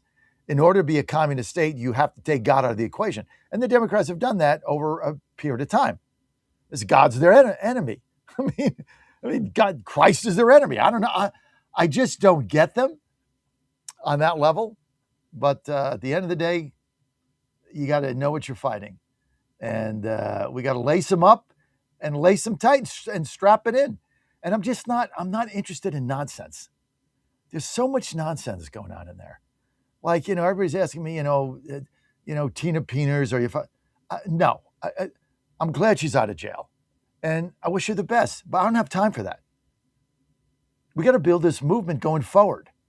Thank you, Tina, for all you've done. I'm sorry you were in jail and I'm happy you're out. But I'm not going to spend hours and hours on that. Things that I'm going to spend hours on is what do we need to do going forward in order to win and keep the country? Paul, you nailed it. Line 3, Rob in New York. Rob, you're live. Good morning, John. Hey, Rob. Great observational calls, on here, especially John in New Jersey, because, John and I think a lot alike because we're not that far away from each other. One thing I got to tell you, and I'll keep saying this, a couple things. This is why I tune you in. I'm glad I found you by accident years ago, during COVID. You called out the clickbaiter problem. You called out the communist takeover problem. Okay, you were the first on those two, and now we're seeing it. So all those people who made fun of you, lesser extent made fun of me, we've been trying to tell you this, and you keep ignoring us, and you still don't get it. And the GOP, a lot of my Republican friends, they cling to tradition. Well, we can't do that. We got to take the high road. Take the high road. That ship sailed a long time ago. You keep taking the high road, you're going to get your ass kicked in repeatedly. Thank you. You're out for people. What's that? Thank you. You're right. Yeah. Oh, you're welcome. And that's the problem that we have. So what do we have now? Okay. We have people who are like, well, we need to run, better candidates in New York. That's one of my friends in New York City. That's what she was saying. I said, the math's not there. You're at the point, I said, if you keep looking what keeps happening after these elections, you should be looking to get the hell out of there. Okay? I'm outside the city. It's not so bad by me. We're decent up here, but we're on borrowed time. My kids are done with high school shortly. I'm out of here. There's no reason to stick around and to let communists take over what you work for. And that's the thing I don't understand. You pointed that out in the first hour. COVID changed people's mindsets. Once you started paying people not to work, now they think they're entitled to the fruits of everyone else's labor. And actually, you could even go back a little further. Do you remember Obama with "you didn't build that"? Mm-hmm. People think it's the government that does all this stuff. No, government didn't build crap. Pick up a history book. This was done by people, whether if you want to call them industrialists, entrepreneurs, someone with an idea. Now, maybe government may have changed some policies to make it a little bit easier, but the politicians aren't the ones building this stuff. Maybe years ago, some of them did before they got into politics, but not today's group. Today's group, they see politics as a career. So I don't know how we change the mindset, because obviously the leadership in the GOP is not paying attention. You have an 80-20 issue. They're going to be paying attention. They're going to be paying attention. And you know how they pay attention? Everybody's got to get involved like I did. And I've been asking people forever, go get involved in your party. That's when they pay attention, right? You got to get to the point where you can be, a county chairman. You can be a chair of a city. You can be a national committee man. You can be one of these things that have voting power. That's how you get their attention. I mean, you get their attention from a grassroots movement, bottom up. That's how you do it, not top down. There is no top down anymore. You got to get involved. We got to take this thing over, just like I'm doing here in DC. It's small. It's a toehold. It doesn't matter now, but you got to start somewhere, and you got to fight. And if all of us do that, we are going to change the direction of this party. They're all hangers on, dude. I mean, they're hanging on for dear life. I'll go back to my analogy. Give me the cigarette before I'm in front of the firing squad. That's it. Give me another 3 minutes of life. I have no plan to get out. I have no escape. Just let me smoke for 3 minutes, and then you can blow my head off. Basically, where we are. We need fighters. You're one of them, and that's how we're going to win. I'm not giving up. I'm not hitting the panic button, because this is something that I teach my kids. My parents are on board with this. My mother-in-law is on board with this, but it's just we need more people with courage to say, and that's a big part of it. No, we're not going to allow a communist takeover. And what's incredible is you see some of the stuff out there. Oh, Trump's, acting like Hitler. Trump's doing this. Trump's doing that. And I'm like, look in the damn mirror. Trump's not the one talking about a communist takeover. I mean, look, he's not a fascist. Look, he's the exact opposite. People went. He's not promoting anti-Semitism. I don't care what the Democrats of fake news tries to say. Terrorists, and that's what they are. They went to the reflecting pool. They cut the liner. They put fertilizer in it. It's ecological terrorism. They got the license plate on camera. They're going to catch him. They're going to jail. But the fake news keeps telling you it didn't happen. Well, how did the algae get there? How did the thing get cut?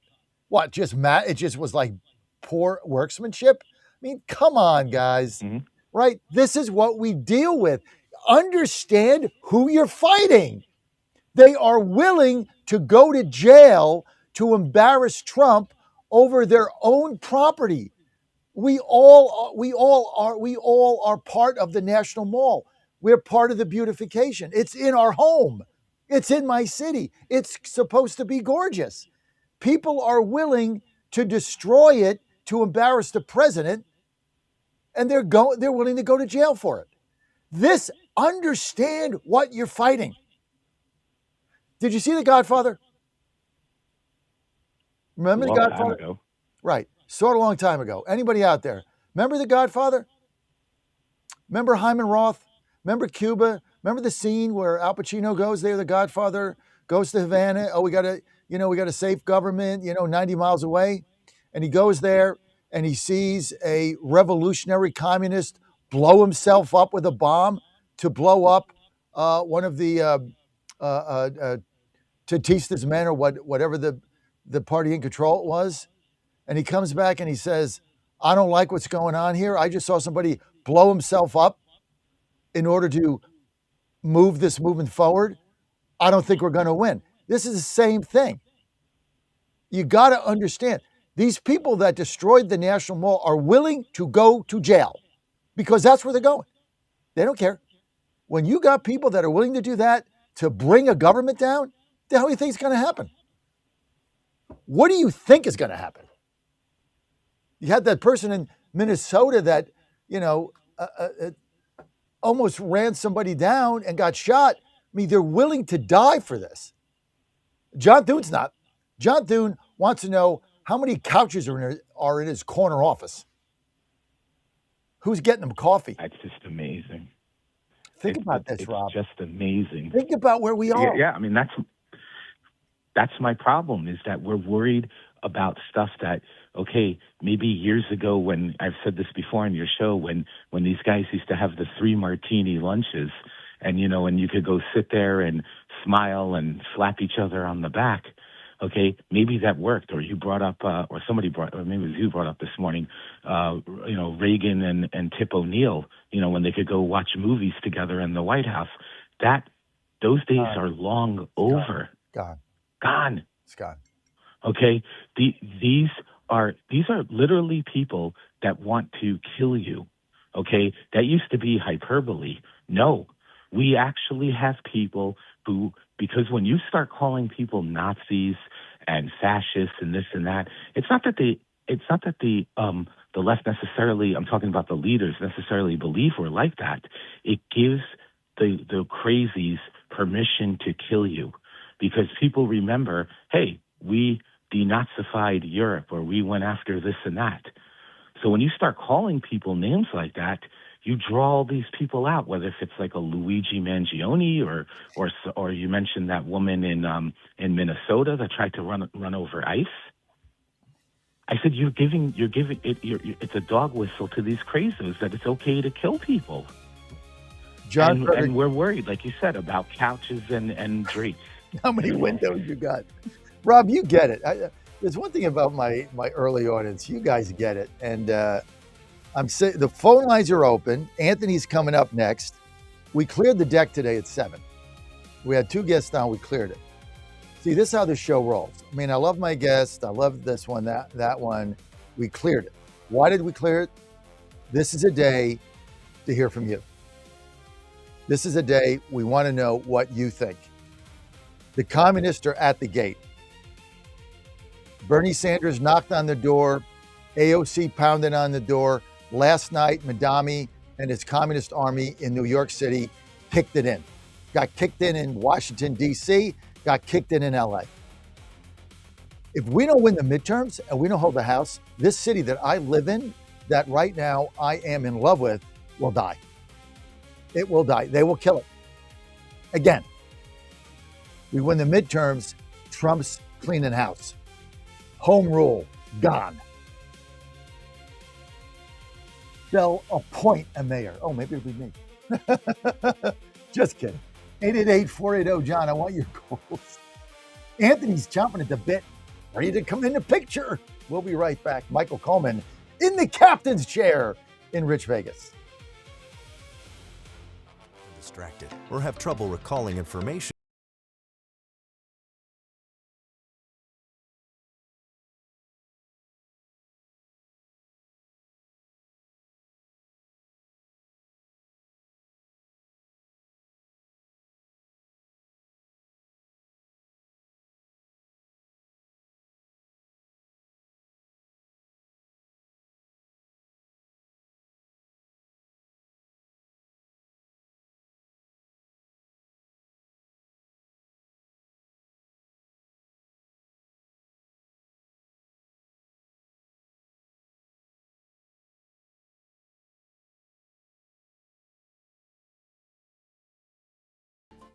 The Trump administration has brought positive changes when it comes to fixing our broken healthcare system.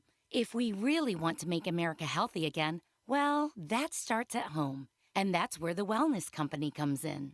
You see and hear from the Wellness Company doctors all the time, and you know their products are the gold standard for keeping you and your family safe and healthy, giving you the opportunity to make sure you're prepared for whatever happens with their prescription medical kits. Additionally, the Wellness Company offers a variety of products, from parasite cleanses to methylene blue to weight loss and so much more. Make America healthy again starts at home. Do your part and protect the health of you and your family. Live a healthier, longer, and more satisfying life. Go to twc.health/Godzilla and order. That's twc.health/Godzilla. Use promo code Godzilla to save 10% today. The Cats and Cosby Show. It's the top news of the day. People are out there saying, the Iranians are never going to live by it. But let me tell you something. President Trump is going to bomb them again if they screw around. Hopefully they live up to it. And if not, the pounding's coming. We're going to do it again and again and again. The Cats and Cosby Show, weekdays 5 Eastern, 4 Central on the stations of the John Fredericks Media Network. Trump is the toughest president we ever had. Well, he's definitely the best bomber. Trump 2.0 is in full effect. How do you keep up with all the action? I'll tell you. TrumpNationNews.com is your inside source for the inside scoop. Manufacturing, jobs, deportations, and the nation's rejuvenation. The first 100 days and beyond. All the news you need and no liberal gibberish. It's the perfect way to start your day. Sign up for the TNN newsletter. Do it today. TrumpNationNews.com. TrumpNationNews.com. Part of the John Fredericks Media Network. This is Crom Carmichael, CEO of Salty. We got a wonderful email from one of our customers up east named Joe, and here's what he had to say. I started taking Salty almost out of desperation with little hope because I was resigned to the futility that although I was up to taking 2 statins a day, high cholesterol was something I just had to learn to live with. In fact, when I turned 60, after taking a stress cardio test, my doctor called me on a Saturday, which of course is never a good sign, and told me that I was clogged more than 95% of the people my age. I had an angioplasty and a stent procedure done at that time. Today, my stubborn triglycerides are only 1/3 of what they had been before starting taking Sol-T. My prescription statin dosage has shrunk from 60 milligrams to only 10 milligrams a day. My primary care doctor that I have had for many years still can't believe the results, and neither can I. Thank you, Sol-T, for providing such a wonderful product. And folks, I want to invite you to take care of your heart also by going to GodzillaHeart.com. That's GodzillaHeart.com. Use the code Godzilla at checkout, and you'll get a 50% discount on your initial shipment. Thanks so much. He's the voice of Virginia. No, you can't. You have one of the worst voices I've ever heard in my life. And the commander of common sense. Fire at will, Commander. Now back to the John Fredericks Show. Great to have you back. I'm John Fredericks, and I am your Godzilla of the Truth in America. You can text us, 878-256-9062, 878-256-9062. You want to text us, or you can give us a call, 888-480-JOHN, 888-480-5646. And the phone lines are open. Let's get to Anthony in Florida. Anthony, you're in God's country, the Sunshine State. If you're in New York now, well, communists have taken it over. Oh, sorry. I've been in politics since I was 10 years old. Truly. That's when I first started, Jimmy Carter. And I don't always say what's going to be comfortable. And I'm not going to do so now. You're right in some areas and you're wrong in some areas. I've been telling everybody about this communist thing for a while. And congratulations. Welcome to the party. You and Rob. Welcome to the party, brother. But the way everybody's going about it, I don't think our side, like you said, the Democratic Party, they don't realize the people within their party don't realize what's going to happen to them, just like the people in our party don't realize what's going to happen to them. Different factions in our party they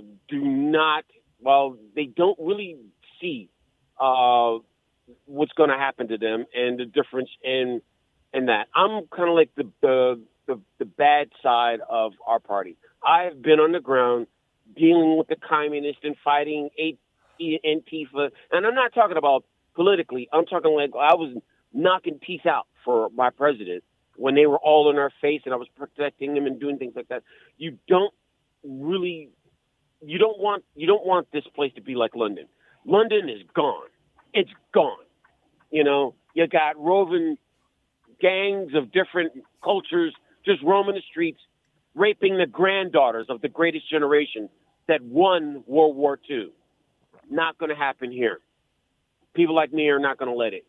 And unfortunately, our party is and everything. This is me talking to you, and I know you love the phrase, but every time you say, "Oh, those clickbaiters," what is a clickbaiter on our side? Except another Republican. They might be clickbaiters. They whatever they are, but they're still on our side. So every time you take a swipe at them, it's a little one, but every time you do, you're like, and I get it, but what is wrong? What is wrong with that? What does that phrase mean when you swipe at our side? Here's what it means. Comment? Here's what it means. It means that you're tied to ad serving up and feeding your base whatever they want to hear in order for them to click on you so that ads serve up so that you can make money. You are a slave to a narrative that feeds that.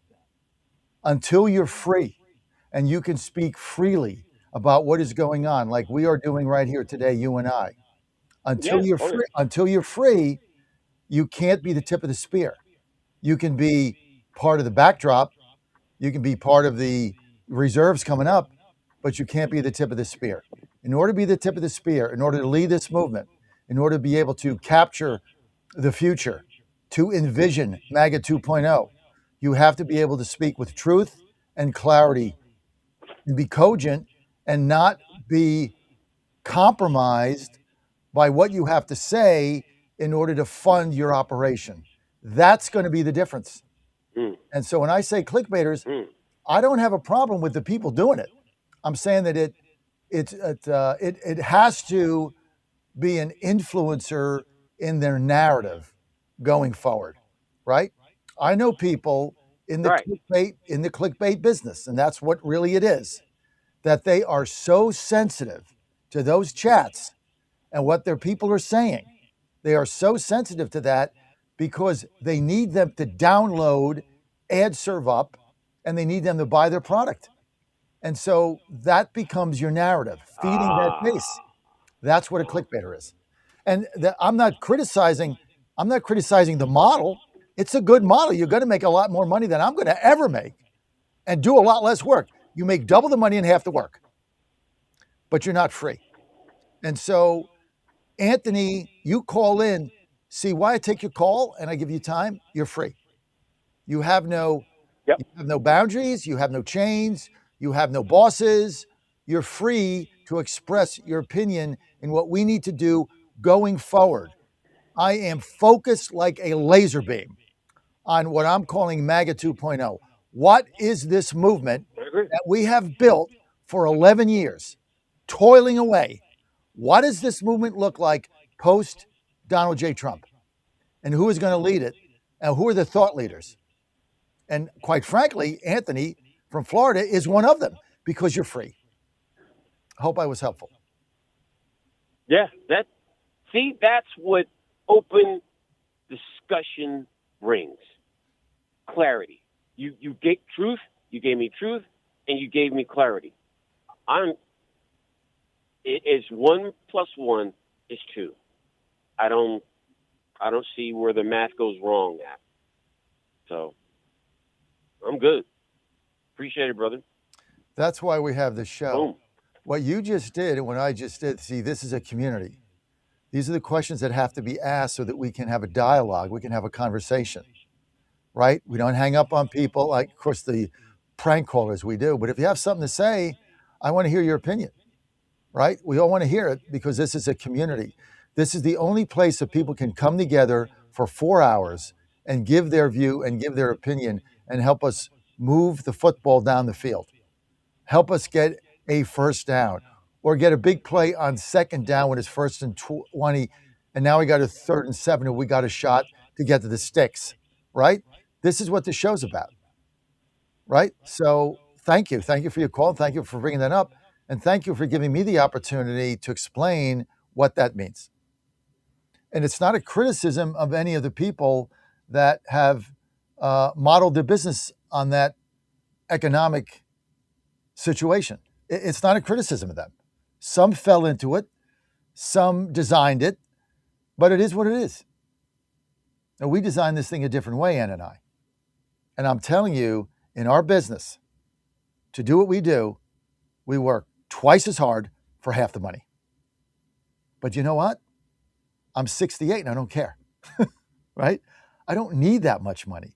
That's the beauty of being homeless for 2 years and having nothing, is you can exist and have a great life without a lot of stuff. That's one of the godsends of what happened to our family. I mean, my son never got a lot. None of them did. They get something like they're thankful. It's a different perspective than when, everything comes easier and you got a lot of money and it's easier to do things. Everything for us has been hard. So you gain an appreciation of little things that make a difference, right? Thank you, Anthony. Line one, we've got, let's see, I put my glasses on. Kem, is that Kem or Ken? I guess Ken or Kem. Kem in Richmond. Hey, Kem, you're live. Hey, John. Hi. So, what are your thoughts on Trump 2028? Because if the Democrats win the midterms, that's when they get the ball rolling for impeachment. And if they win the House again, we're going to see the weaponization of justice against Donald Trump like never before. So this movement might be put in jeopardy. So what are other options besides Trump 2028? Well, I don't think that Trump 2028 is a real possibility. I think the whatever that amendment is pretty clear. So it's fun to talk about. You have to remember he's also 80. So 2028 is another 2 years. He'd be like 83. I don't know. I don't think, I'm not planning that. I don't think, look, if it happens and somebody says, hey, there's a loophole and he decides to run for the nomination again and he's healthy, I certainly back it. But I'm not sure that's a real high percentage possibility. So we're going to fight it out in Iowa. Iowa's going to be ground zero. Iowa's going to be ground zero. We're going to be fighting it out. And there's going to be a bunch of MAGA candidates in Iowa. And Iowa, by the way, hate to break this news to y'all. It's ranked choice voting in Iowa. That's the way the caucuses work. So you're going to get ranked choice voting in Iowa. That's the way it works. Sorry, it's a good thing, not a bad thing in Iowa. But that's where the battle's going to start in January. Win or lose, Iowa's going to be ground zero more than ever, because that's going to set you up for New Hampshire, which then sets you up for South Carolina. So, and I would expect the candidates in there, there's going to be a bunch: Rubio, Vance, Cruz, Tim Scott, Ron DeSantis, Greg Abbott, you name it, they'll be there. Probably 10, 12 candidates. Might be an undercard like we had in 2016. There might be that many. So it's all going to get flushed out. There'll be debates, and we'll see what happens. I'm not sure I answered your question, Kem. No, you answered it pretty good. My other question is, do you worry about Trump's name not being on the ballot in 2028? Do I worry about his name not being on the ballot? Well, yeah. I mean, right now, constitutionally, unless there's a loophole, he can't run for a third term. So there would be no reason for his name to be on the ballot. He wouldn't be a candidate. Okay. You understand what I'm saying? I mean, something has to happen to change the amendment that we have, and I'm not sure which it is, the 14th Amendment or something. Whatever it is, it says you can't run for a third term after FDR. Something would have to change in order for him to become a nominee with an opportunity to get a third term. So until that happens, he's not going to be on the ballot. His name's not going to be on the ballot in 26 either. But the movement has to endure, the populist movement has to endure beyond President Trump, because he's not going to be around forever. And that's what I'm focused on. And I'm focused on, who are going to be the thought leaders? What organization is out there that has a populist leadership that could possibly be carrying the ball for us? And that's why I believe that could be the Heritage Foundation with Dr. Roberts. Not the old Heritage Foundation with Jim Coburn and the traditional Reagan Republicans that harken back to, Jeb Bush, this Bush, that Bush. But Roberts is a populist, right? American First Policies is not really a think tank. American First Policies is a staging ground for MAGA officials that need a place to park until something comes up. And it's a great organization and it serves a role, but it's not a thought leader, right? Heritage Foundation has that opportunity. And hopefully I'm going to be right about that. Those are my thoughts. Kim, I'll give you the final word. Thank you, John. That was very insightful. All right, Kim. By the way, it's the 22nd Amendment. And that has to change. And I'm not opposed to it, but you just can't say I'm going to run and I'm going to get signatures and get on the ballot when the amendment says you can't do that. So, there's some people like Steve Bannon that says it's, big enough to drive a truck through. I don't know that. I'm not a constitutional scholar and I'm not going to pretend to know. I just know that right now, until something changes, he's not going to be able to run for a third term. And he might not be up to it either. I mean, he is 80, right? And he's got, 27 and 28. He's got 2 more years, 2.5. So it'll be 83. And then you'd have to run a campaign and then you'd be president at 88. So, we'll see how it shakes out. If there was a rule change and he was eligible, would I vote for him? Yes, definitely. But right now there's not. So it's all conjecture. But thank you, Kim. Good call. 888-480-JOHN. You want to weigh in? 888-480-5646. Thank you, Mike, for that. Appreciate it. Let's just get right to the communist here. Here's Brad Lander, who was, I think, the city controller, ran for mayor, got crushed by Mandami, and he lays out his vision for Congress, another communist, and he's talking about solidarity.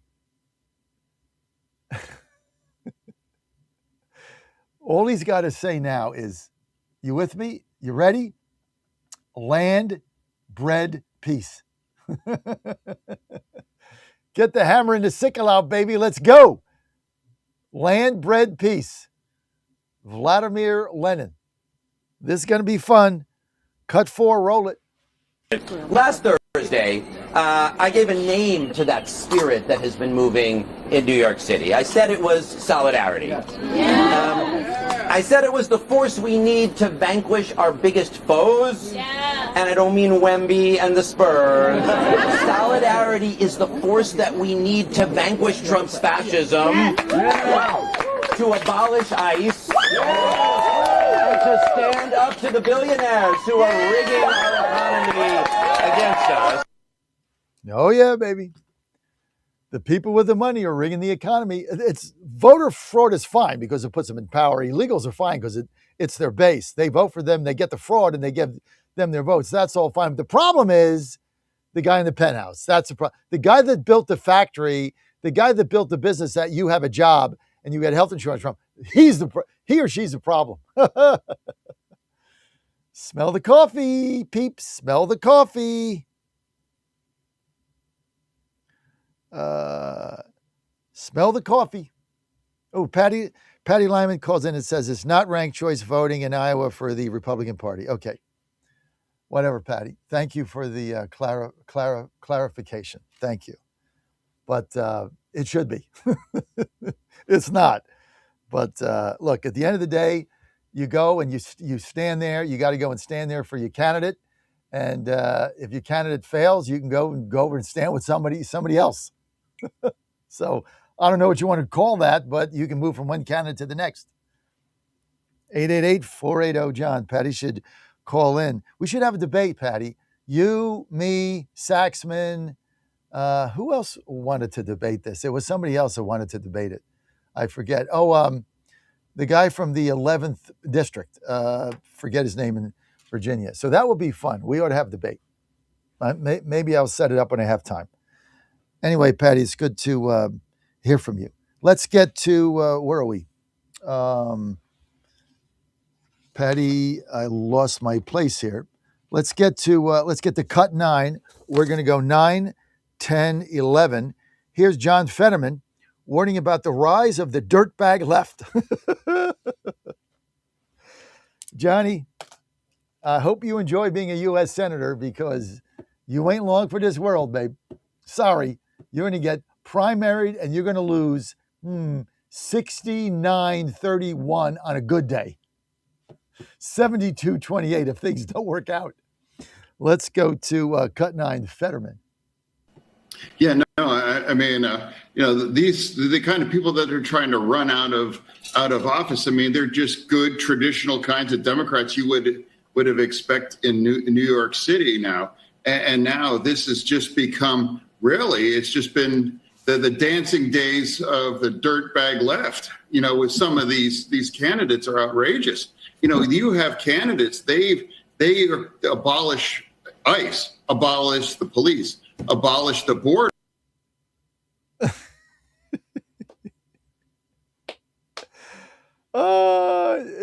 Abolish. No cops, no ICE, no border. The Democrats, communists in control until you run out of money, and then you're eating out of a garbage can, and you're eating rats on a stick. Because if you're in D.C., there's plenty of rats around to eat.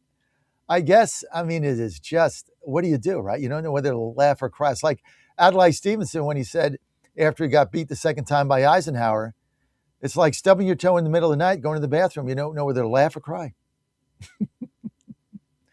Oh, my goodness. All right, cut 10. Here's Cory Booker. Wants to run for president. Cory, you're not communist enough. You have no shot. AOC, baby, let's go. Here's Cory Booker blasting Fetterman. Ooh, this is fun. Go, 10. Given that, what did you make of your fellow Democratic Senator John Fetterman today when he was asked about these New York primaries? He said the dirtbag left is surging, I believe is how he described it. Again, for me, if you want to heal a country, you can't be picking fights. I think we need to understand that our party is not homogenous. One of the things that makes the Democratic Party great is it's a big tent party. We need to stay that way. The focus has got to be the November elections. Oh, my God. If you want to heal the country, you can't be picking fights. But what you can do is be an ecological terrorist in the National Mall and go in there with a knife and cut the liner. You can do that to heal the country, but, as a Democrat, you have to be nice. I mean, come on, man. We are going to have too much fun. Where are we? Okay, I'll get to Leonard here in a minute. What time is it? I'm having too much fun here. Let's get to Larry. Let's get to Kudlow. Here's another thing the fake news won't tell you because they're lying pieces of crap. Oil flow in the Strait of Hormuz is almost half its way back to the original shortage of the world oil supply, which is about 20% of the 100 billion barrels a day. Yet prices are still high, they're telling us, because, it's going to take a long time for the futures market to come down. Yeah, it's called price gouging. Think we're stupid? Kudlow, 11, roll it. 19 million barrels passed through yesterday. You're probably going to go through 20 million.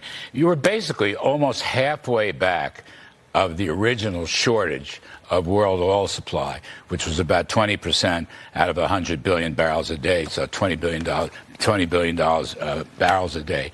And look at, I just wanted, I guess I have to say it, this memo is non-binding. It's just a political document that opened up a conversation, okay? And whatever the IRGC people may or may not say, they're like Baghdad Bob during the Iraqi war, reminds me of that, because there's no bearing in any. They're saying, for example, the Strait of Hormuz is closed.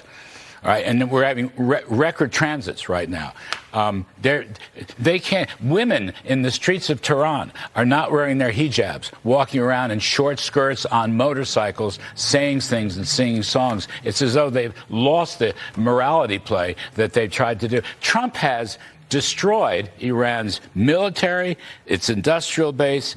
its economy. They're on their knees, and they're suing for peace. And he's got a diplomatic initiative, and it's going to take a while. I agree with that. It's going to take quite a while.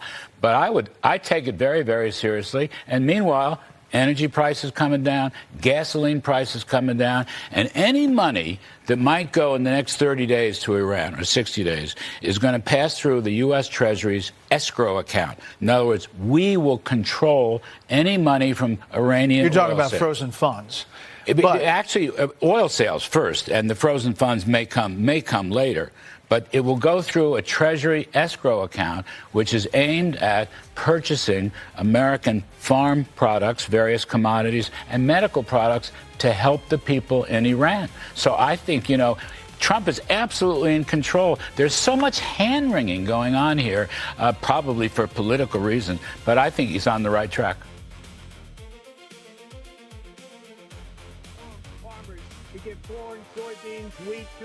President Trump claims the interim deal to end the war with Iran will deliver a financial windfall to American farmers, as Iranian financial assets are unfrozen. Vice President J.D. Vance explaining Monday, if there is any frozen Iranian assets that are unfrozen, then we have approval over that process. But Iran's UN ambassador in Geneva, Ali Bahraini, rejects the notion. Iran is the only country who decides what to do with those assets. Ben Thomas, Washington. President Trump has a private luncheon today with GOP senators on Capitol Hill. He's been pressing lawmakers to approve his voter integrity proof of citizenship bill, among other agenda items. Republican Senator John Cornyn of Texas saying that if we're going to win the midterm elections, we need to get on the same page. New York City's Democrat Socialist mayor won big in yesterday's primary elections. All three congressional candidates endorsed by Mayor Zohran Mamdani advanced. Also, South Carolina's Attorney General Alan Wilson, who's backed by President Trump, is the winner of South Carolina's GOP gubernatorial primary. November's midterms will determine control of both chambers of Congress and will see the election of dozens of governors and other state and local officials. Wall Street, Dow futures up 77 points. More on these stories, townhall.com. Hi, I'm Chuck McDowell, the timeshare cancellation guy and founder of Wesley Financial Group, and I want to set the record straight. I am not an attorney. I've never wanted to be an attorney, and the truth is I really don't even like attorneys. If I sound like an attorney, I apologize. But what I've learned in my 15 years in the timeshare cancellation business is you don't need to be an attorney to get folks out of their timeshare. After 15 years and over 50,000 cancellations, I can tell you with confidence, we know how to get you out of your timeshare. Call us today and we'll send you our timeshare exit guide absolutely free with all your options for cancellation.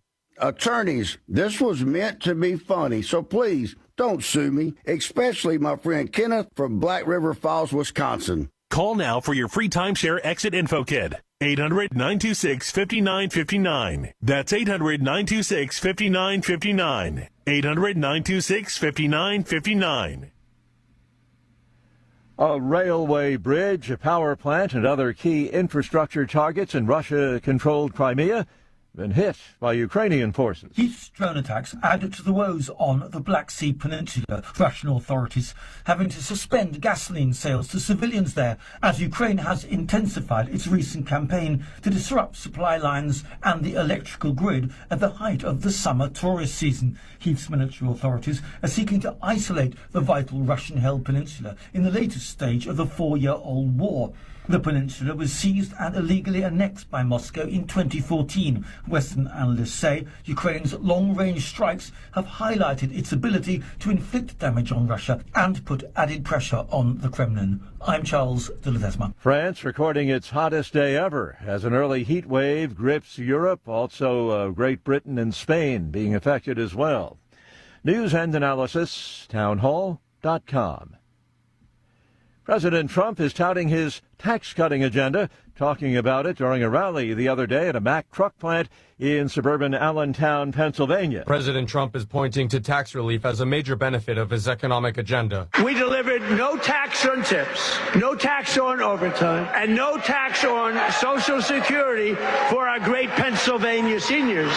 And our tax cuts are projected to boost take-home pay for Pennsylvanians by an average of more than $10,000 a year per household. Think of that. The president says the tax cuts should give Republicans a major boost heading into the midterms. Willie Nelson, the White House. Tech companies have been spending a lot of money on AI, but investors may be getting uneasy about that. Stock in those companies, including Amazon and Micron, tumbled this week. Heavy spending raises questions about the sustainability of the AI boom. More on these stories at townhall.com. Now more than ever, it's imperative to support companies that share our conservative values. That's why I can't be more excited to tell you that I've switched my family to Patriot Mobile. Patriot Mobile is America's only Christian conservative wireless provider. When you switch to Patriot Mobile, you shift your support away from the leftist, woke, progressive agendas of Big Mobile. Patriot Mobile's wireless service works perfectly and seamlessly as you go about your lives with exceptional nationwide coverage that uses the same towers the main carriers use. Patriot Mobile donates a portion of every dollar earned to causes you care about, to organizations that fight for religious freedom, First and Second Amendments, sanctity of life, and the needs of veterans and first responders. Patriot Mobile has plans to fit any budget, along with great discounts for our veterans and first responder heroes, as well as multi-line users. Switching is easy. Just go to patriotmobile.com/Godzilla or call their U.S.-based customer service team, 972-PATRIOT. That's 972-728-7468. Use offer code Godzilla for free activation. Trouble concentrating or recalling information is frustrating, embarrassing, and kills productivity. Nutrition company Healthy Cell created Focus and Recall to boost your brain power. Unlike other supplements that don't work, Focus and Recall is not a pill. It's a gel you swallow with ultra absorption of science-backed ingredients to help you immediately sharpen focus, concentrate longer, and strengthen recall. Go to healthycell.com and use code Godzilla for 20% off your first order. Risk-free. Love it or your money back. Guaranteed. Healthycell.com. Code Godzilla. It's finally here, our second annual mega sale. This sale only comes around once a year, so take advantage of the best offers ever while you can. For example, save 50% on our Giza Dream bed sheets, as low as $29.98. And for the first time ever on TV, MyPillow mattresses and MyPillow mattress toppers, as low as $99.98. And you save 50% on our Lux Pure 6-piece towel sets. Regular $69.98, now only $39.98. And our best-selling standard MyPillows, regular $49.98, on sale for $17.98. Wait on it, mega sale, only $14.98. But wait, there's more. To make the mega sale even more special, when you order right now, your order's going to ship absolutely free. To take advantage of the second annual mega sale, go to MyPillow.com or call 800-854-0504 and use promo code Godzilla. Ponder this. All of God's children, you and I, have been created in God's own image. It's hard to fathom, isn't it? One thing we do know about God is that He's perfectly free. So He created us perfectly free to follow Him and free to deny Him. We have the choice. Our choice, however, has eternal consequences. It is the biggest decision in your life. I'm sure that most of you, if not all of you, want the final elevator ride to go up, not down. How we live on this earth determines our eternal destination, up or down, heaven or hell, and yes, hell is real. God has rules for us to follow in order to be admitted into His heavenly home. Just like the rules you may have for people to enter your home, maybe you do not allow smoking or profane language, God too has rules.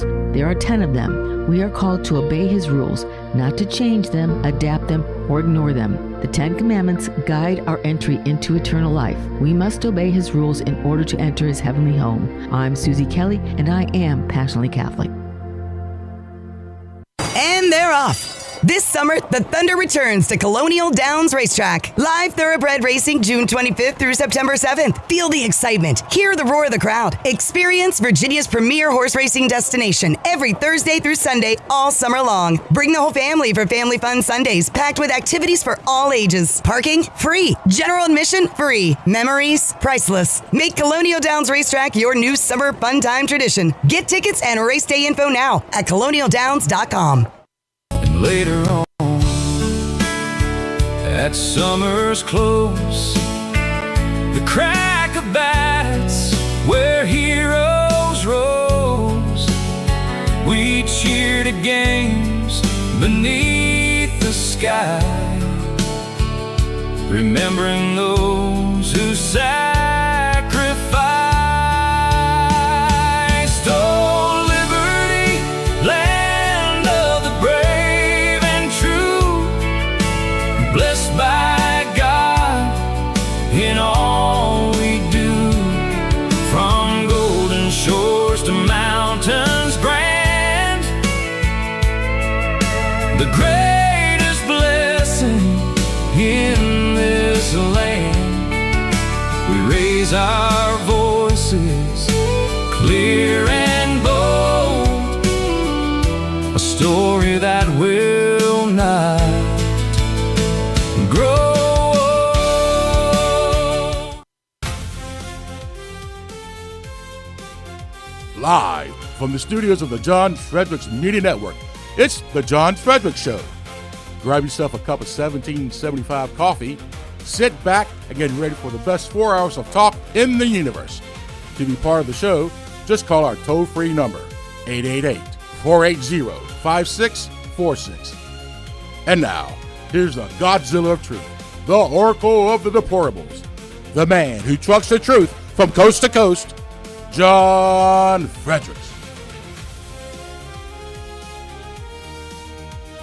No, you're on the John Fredericks Media Network and all the John Fredericks radio apps, and I am your Godzilla of the Truth in America, your Oracle of the Deplorables. Truth and clarity lives right here. Great to have you with us. Phone lines always open, 888-480-JOHN, 888-480-5646. If you want to weigh in, we'd love to hear from you. This is a community.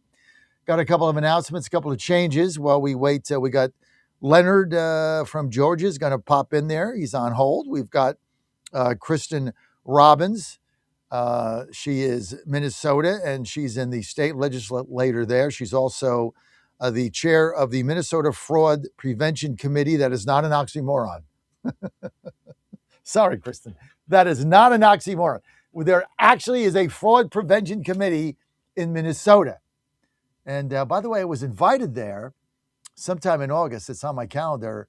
Dan Oxner invited Ann and I to go there and spend a couple days with him and Jan. So we're going to do a show there at Ox World Headquarters in wherever he is up there in Minnesota somewhere, right? St. Cloud, I think. Is that where Dan is?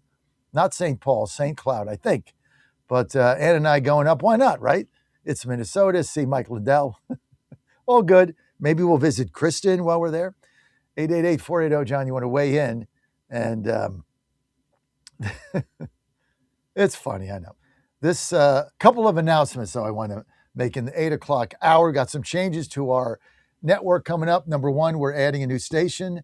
Appears imminent, August 1st, WAKM, AM 950 in Franklin, Tennessee. That's in Williamson County. And there we're going to be carrying the Titans. Just got that deal done. And the Vols. So we're excited about that coming online. No Predators. Couldn't get them. They already have a contract there with whoever handles their rights. So I couldn't get the hockey team, but I got the Titans. Yay. Maybe we'll win 5 games instead of 3.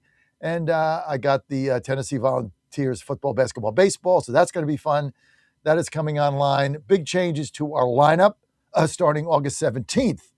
Wendy Bell Live joining us 10 to noon across our network. The Wendy Bell Show, Wendy Bell Live, 10 to noon, Monday to Friday. That starts August 17th. We're excited about that.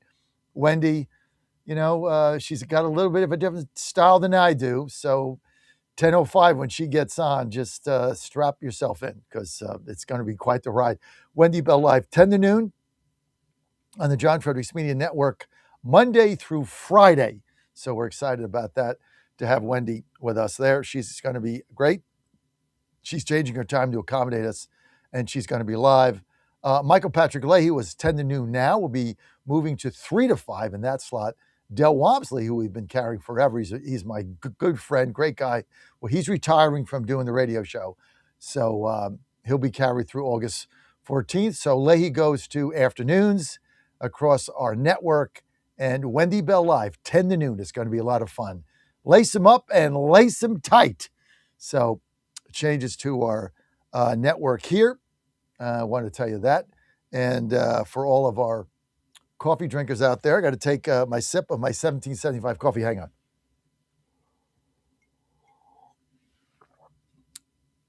Damn, that's good coffee. That's 1775, man. That is good coffee. Kristen, I got to take one more. Hang on. I just brewed a fresh pot. Hang on. Man, you know what? You know what this coffee reminds me of? Every time I taste it's like, I forgot how good it was. That's so good. You know what it reminds me of? Every time I see my wife, Ann, I'm like, I haven't seen you all day, but when I get home, I forgot how darn beautiful you are. 1775 coffee. Here's why it's so good. Official coffee of the John Fredericks Show. Number one, it's affordable. Number two, fresh roasted daily. Only one that does that. That's why it's so good and fresh. Number three, comes from Bolivia. Highest mountain. Got all the things going. Just go to 1775coffee.com, promo code Godzilla. Going to get you 10% off. 1775coffee.com, promo code Godzilla, 10% off. They got grounds, they got beans, they got K-Cups. I personally like the dark roast and the premium. You get what you want. I get a couple boxes of the mild. I don't make pots a mild, but I'll get the afternoon sometimes, a little smoother, but I like my dark roast in the morning. I grind the beans right here in the studio. That's right. I love my coffee. 1775, baby. .com. Go to 1775coffee.com. Promo code Godzilla. 10% off. And we got you. One time, you order it one time, yeah, you're done. My son has to take it with him to college when he goes back to play baseball. I told him, I said, when you're in the bullpen, just get a Keurig out there, right? Bring some 1775 coffee, right? There's a plug there. Go get a plug or get a generator. It's quality of life. Bring the coffee to the bullpen. You guys sitting out there all day, right? He said, no, I can't do that. I do it. I bring it. If I were you, I bring it in the dugout. 888-480-JOHN if you want to weigh in. Let's get to Leonard in Georgia. Leonard, you're live. Go ahead. Great show so far, John. Your Thanks, callers John. from the Johns from Jersey and New York, and Anthony, spot on, sharp callers, smart callers. But here's what I want to say, John, real quick, because I got to go to work. Communism is like a tick embedded in your private area. You can't remove it once it's entrenched. I've experienced it. I lived it. I've had detention, brutality, confiscation, interrogations that were that were used against my family in Cuba. So when you talk about communism, it's like putting acid in a sore for me. But the communists in the Democrat Party are there. They're entrenched. You can't remove them. New York is lost. England is lost. Europe is lost. Once it sets in, you can't remove it. All you got to do is fight it like Anthony wants to fight. I want to fight. You fight every day. Patrick Leahy fights every day. I'm glad you're moving them to 3 o'clock because I enjoy Patrick. But I'm the second chair of my Republican Party. My wife's the secretary of the Republican Party. We fight. And when I give a speech, here's the first thing I always say. I have zero respect for a Democrat because they all think like freaking communists. And that's what I wanted to say, John. Well, thank you, Leonard, and thank you for being in the fight with us. Thank you. Thank you for the call. Yep, we fight, you fight, we all fight. And we love this nation. This nation cannot be lost to a freaking communist. That's what you got to do. Leonard, thank you. Thank you for the call. Appreciate it.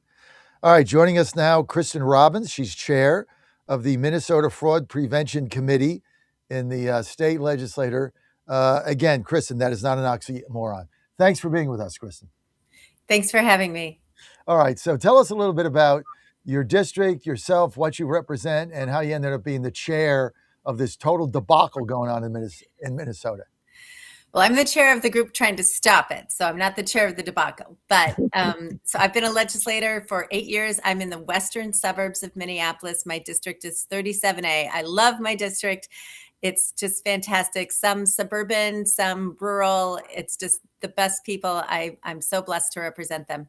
And I've been on the Ox Show many times. Dan the Ox, he's up in St. Cloud, so he does a great job for conservatives here in Minnesota.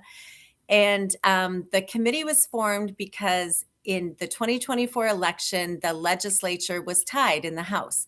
So we are 67 Republicans, 67 Democrats.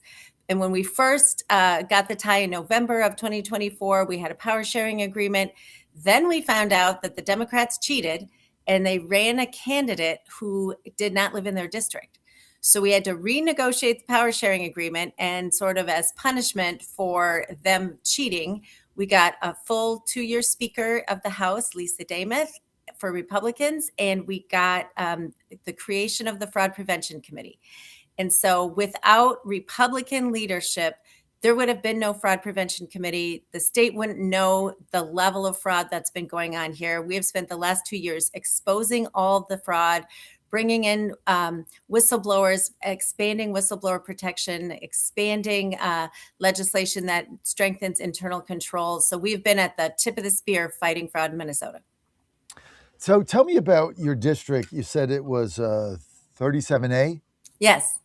So, and you said you're in the suburbs, the western suburbs of Minneapolis. So is that before the river? Where is that? Just tell me where Yes, so we're west of the Mississippi River. So the largest county by population is Hennepin County. That's where Minneapolis is. And I've got western Hennepin County. So Maple Grove, I can tell you, Corcoran, Medina, Greenfield, Independence, Loretto, and Maple Plain, 7 small communities. Maple Grove is the largest. Maple Grove is, a typical suburban community. And then the other towns are growing but smaller communities. Kristen, before we get to your fraud committee, just give us, our national audience, give us an overview of what it is right now like to live in Minneapolis, St. Paul, with all the stuff that's gone on there, and the fraud, and it's gone so left wing. And we remember the George Floyd riots, and actually Oz has taken me to visit George Floyd Square or something. Ox. I said Oz. Ox. Me and Ann are going up there in August. So just give us, what is it like there? So my district is beautiful. The suburbs are wonderful, and Minneapolis is hurting. So Minneapolis used to be a very vibrant city, great restaurants, great theater, great beautiful parks to walk. And I still enjoy going downtown Minneapolis, but it has been hollowed out. So the businesses are leaving. Commercial real estate prices have just, collapsed. And so there's very few workers downtown. It's very much like a ghost town when you go down in the business week. It used to be very busy, very hard to find a parking spot. A lot of big companies down there. A lot of them have left. And then the commercial real estate market has tanked. So that means property taxes have gone up enormously. So people who live in Hennepin County, my county, our property taxes have gone through the roof. And so there's a lot of systemic problems. The Minneapolis mayor, the Minneapolis City Council continues to make, in my opinion, bad decisions. They're about to legalize same-sex bathhouses. I mean, the city is basically struggling to survive, and they're focused on all these. What is the same? Issues. Whoa! What is a same-sex bathhouse? The hell is that? Well, apparently, it's a place where people can hook up. In Minneapolis, that used to be legal. That was banned during the AIDS crisis, and now they want to bring them back. I really don't want to get into more details on that, but it's going to be legalized by the city council tomorrow. Bathhouses basically is same-sex hookup for sexual activity. Is that my understanding? That is my understanding. And this is public domain. And yes, it will be sanctioned by the city. I believe they may be privately run. I'm not sure, but honestly, the city has so many problems, and they need to focus on economic revitalization, caring for the people.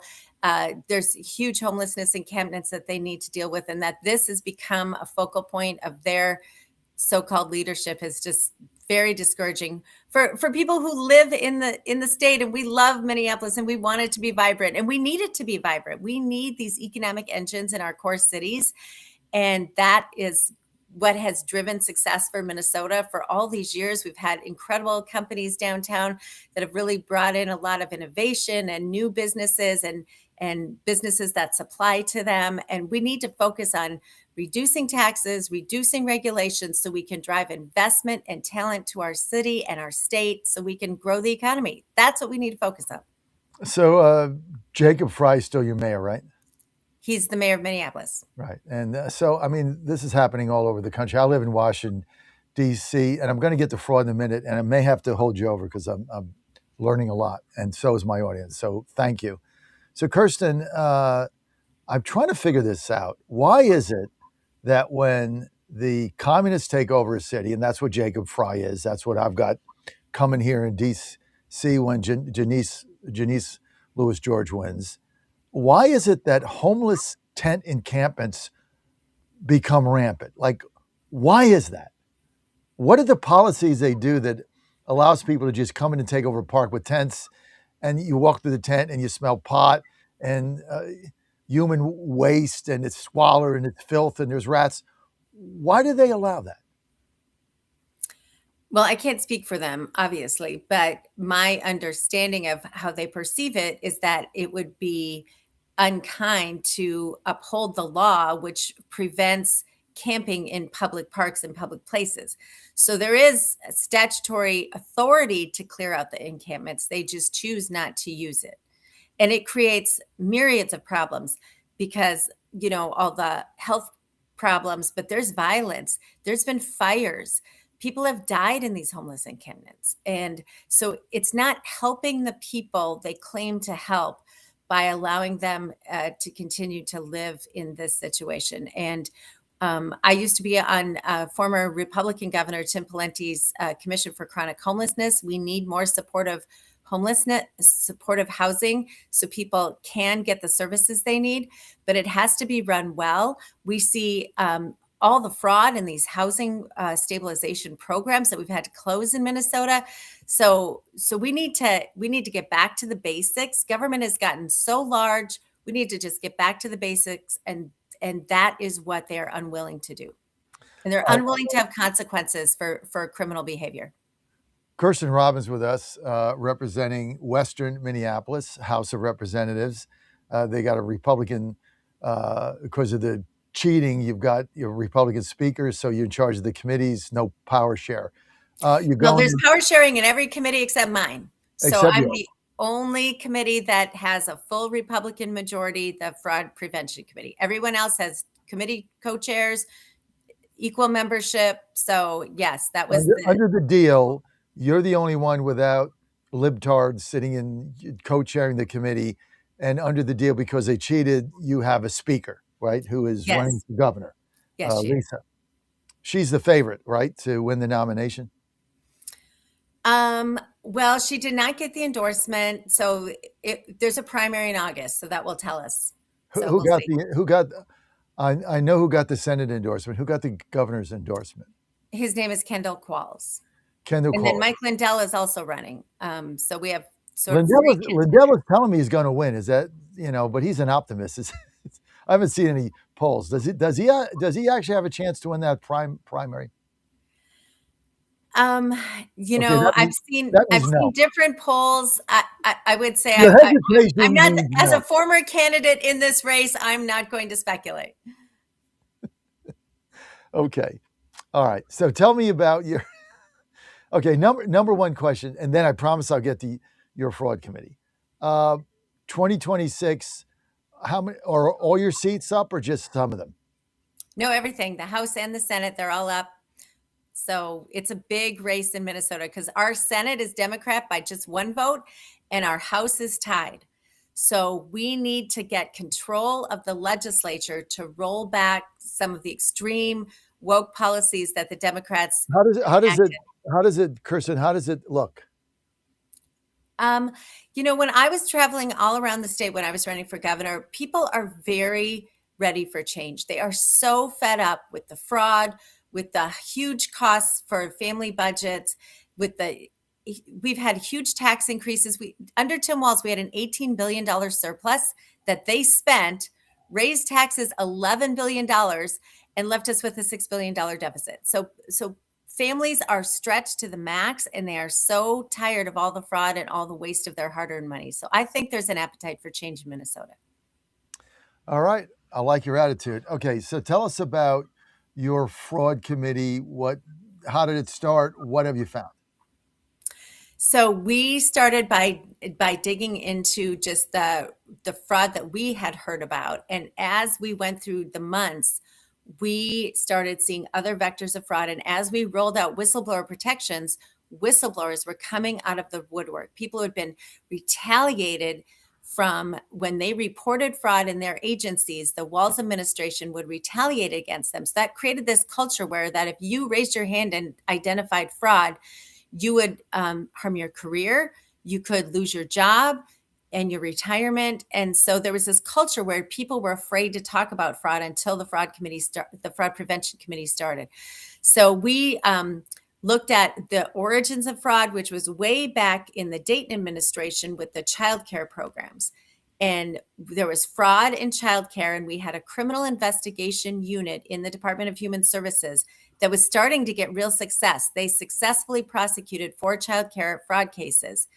And then that was during 2018 when Walz was elected. 2019, early in the Walz administration, March and April, the Office of Legislative Auditor came out with these 2 reports about the level of fraud in the childcare space. And instead of doubling down, they closed the criminal investigation unit and only went to administrative cases looking at overpayments. And so all the deterrent that we were starting to get from criminally prosecuting these childcare fraud cases went away. They went to overpayment. Then COVID hit.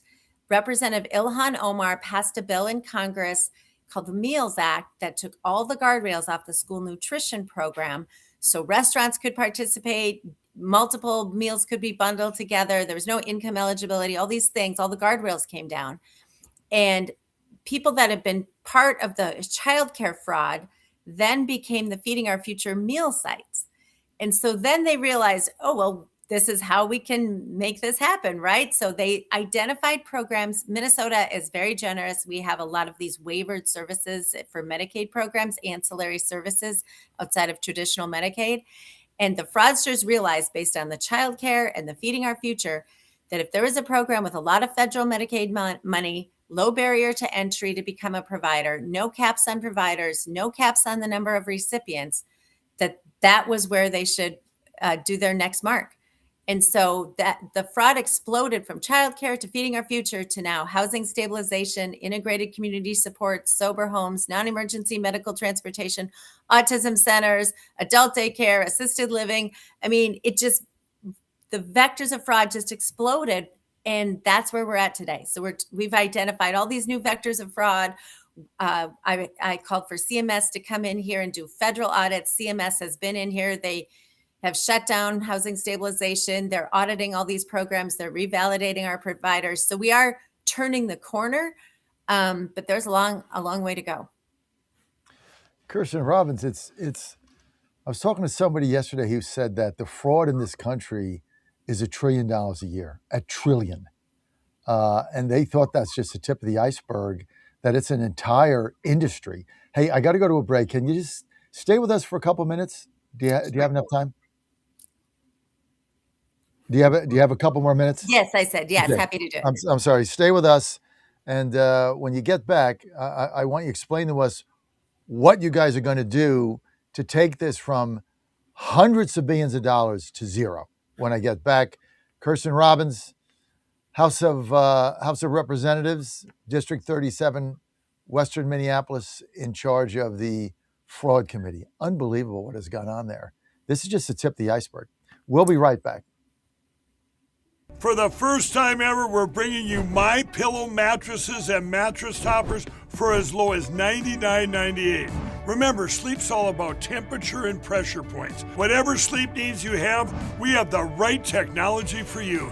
Like our MyPillow mattress topper, our queen size has over 10,000 individual comfort supports to help relieve your pressure points. And how about our 3-inch Hybrid Plus mattress topper? It's infused with copper and silver to help your body get the restorative sleep it needs. And our MyPillow and Case Coil mattresses, I personally helped develop these mattresses to make sure they have everything needed to give us great sleep. Plus, they're made right here in the USA, and they ship right to your front door, absolutely free. Go to mypillow.com or call 800-854-0504 and use promo code Godzilla to get MyPillow mattresses and toppers for as low as $99.98 and free shipping. Washington is wasting $500 million every year on a federal supervision system that doesn't work. Probation officers are overwhelmed. Resources are going to people who pose zero threat, while actual dangerous individuals slip through the cracks. The Safer Supervision Act stops the waste and refocuses every dollar on protecting families from harm. President Trump's own pollster found about 80% of Trump voters want this fixed. It's time for Congress to get this done. Stop the waste. Protect our communities. Visit safersupervision.com. Paid for by the Reform Action Fund.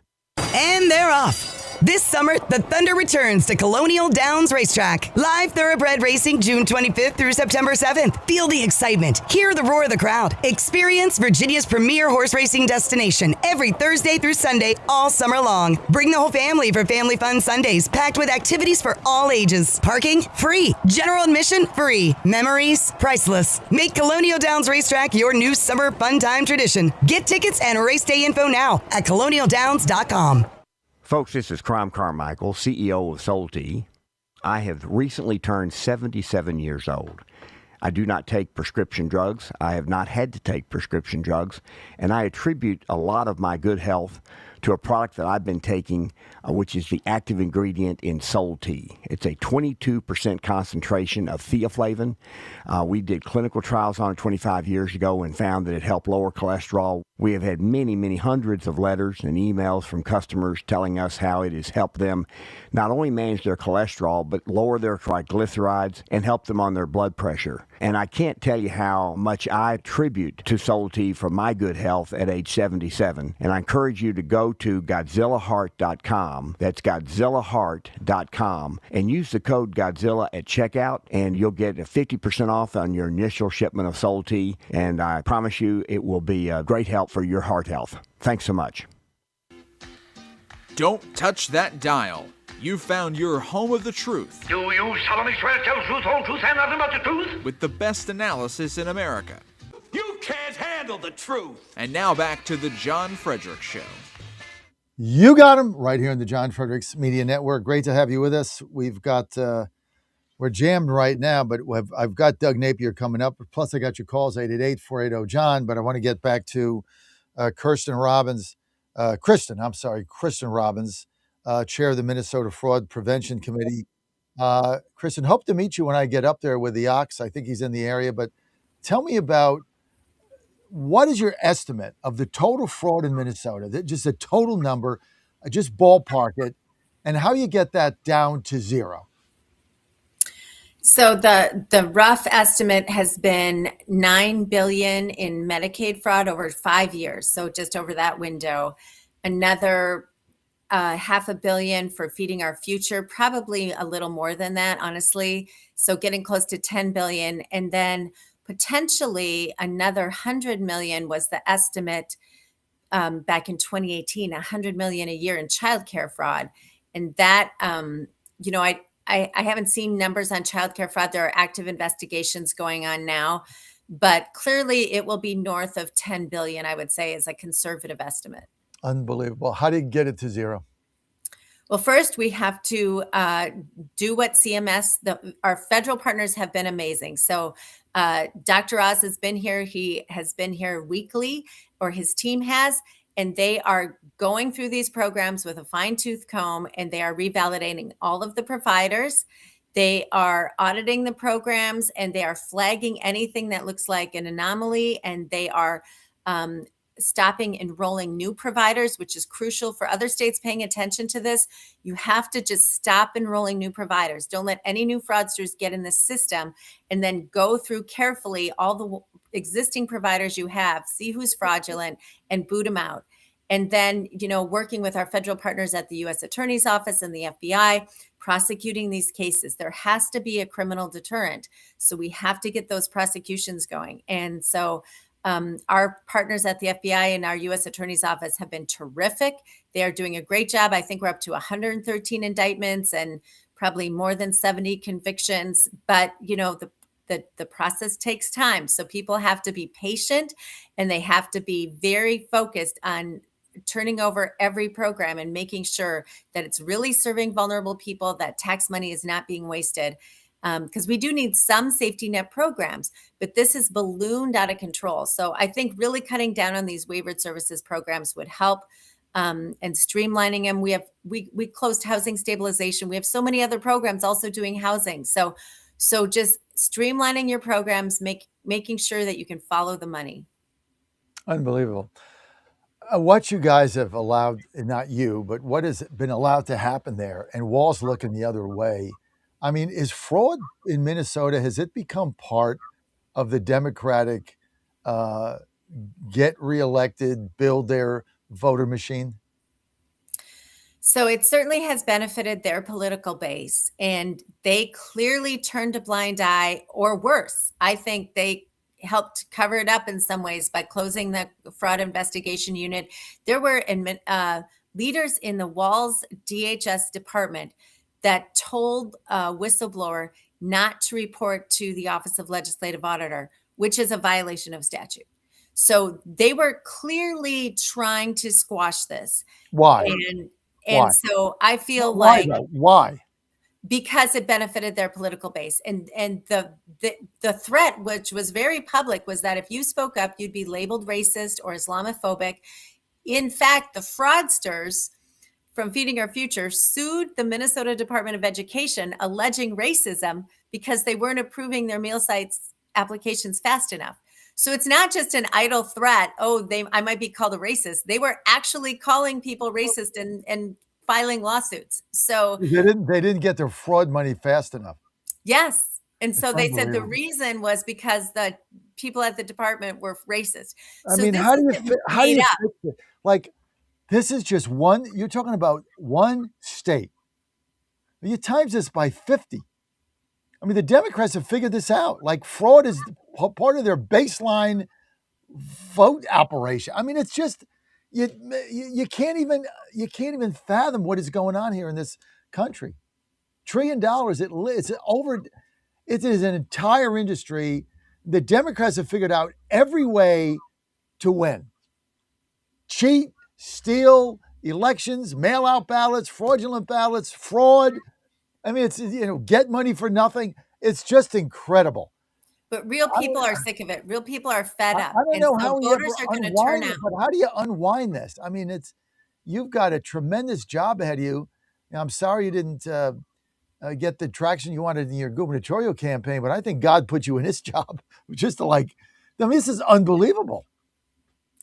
Yeah, no, I'm happy to serve. I'm happy to do my part. I'm happy to fight for taxpayers and vulnerable citizens, and that's what we're doing every day. So I talked to a new whistleblower yesterday. Whistleblowers continue to come forward now that they have somewhere to report where they feel comfortable. Coming out of the woodwork. All right, I'm going to go through your teams. I want you to give me one word. I'm going to put you on the spot. Just first reaction.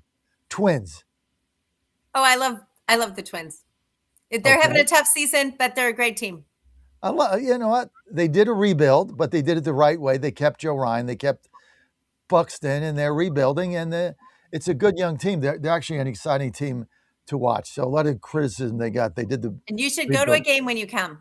Call me up. I'll take you to a game. I don't know about that. I got to go to a Twins game.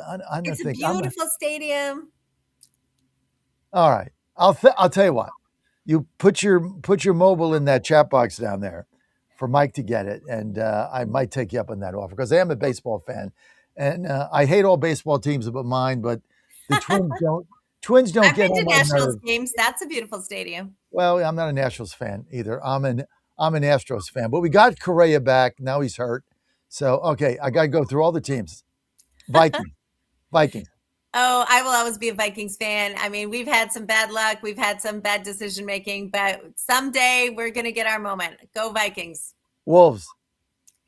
Like the T-Wolves, we traded Carl Anthony Towns. That's our Achilles heel. We keep losing some of our great players in all these sports. But yep, I'm always a homer. I'm always going to cheer for my team. So Final Stars. The Stars. I mean, what did I say?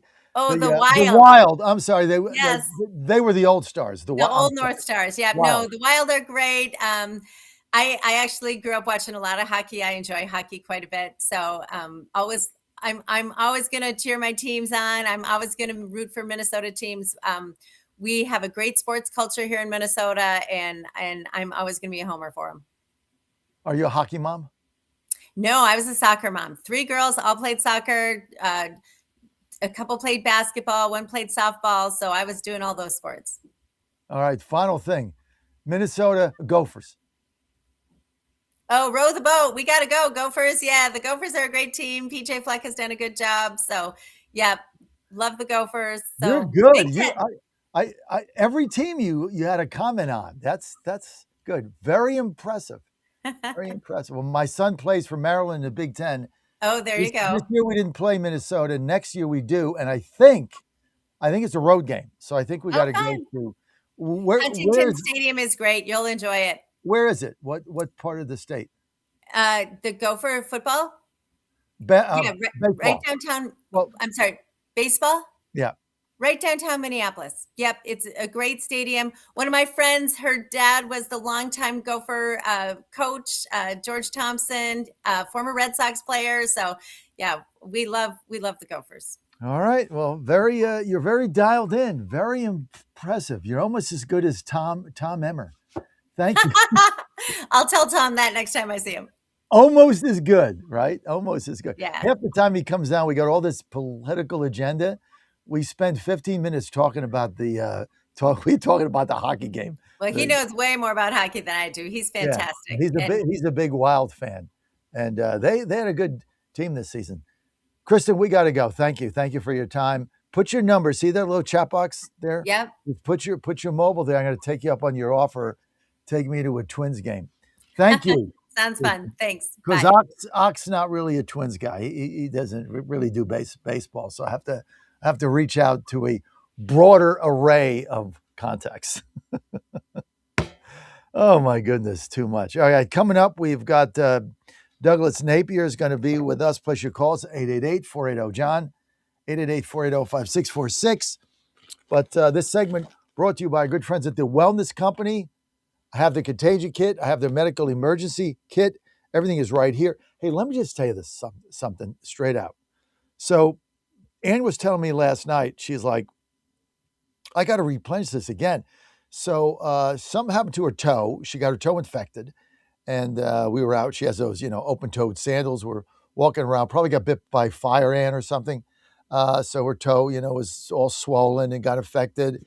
And, instead of going to the doctor, she just opened up her medical emergency kit. Antibiotics are right there. She read what she had to do. Boom, opened it, took it, gone in 2 days. I'm telling you guys, why you don't have a contagion kit and a medical emergency kit from the Wellness Company, you're just wasting money on Doc in the Box, wasting time, and you're sick or hurt or uncomfortable for no reason.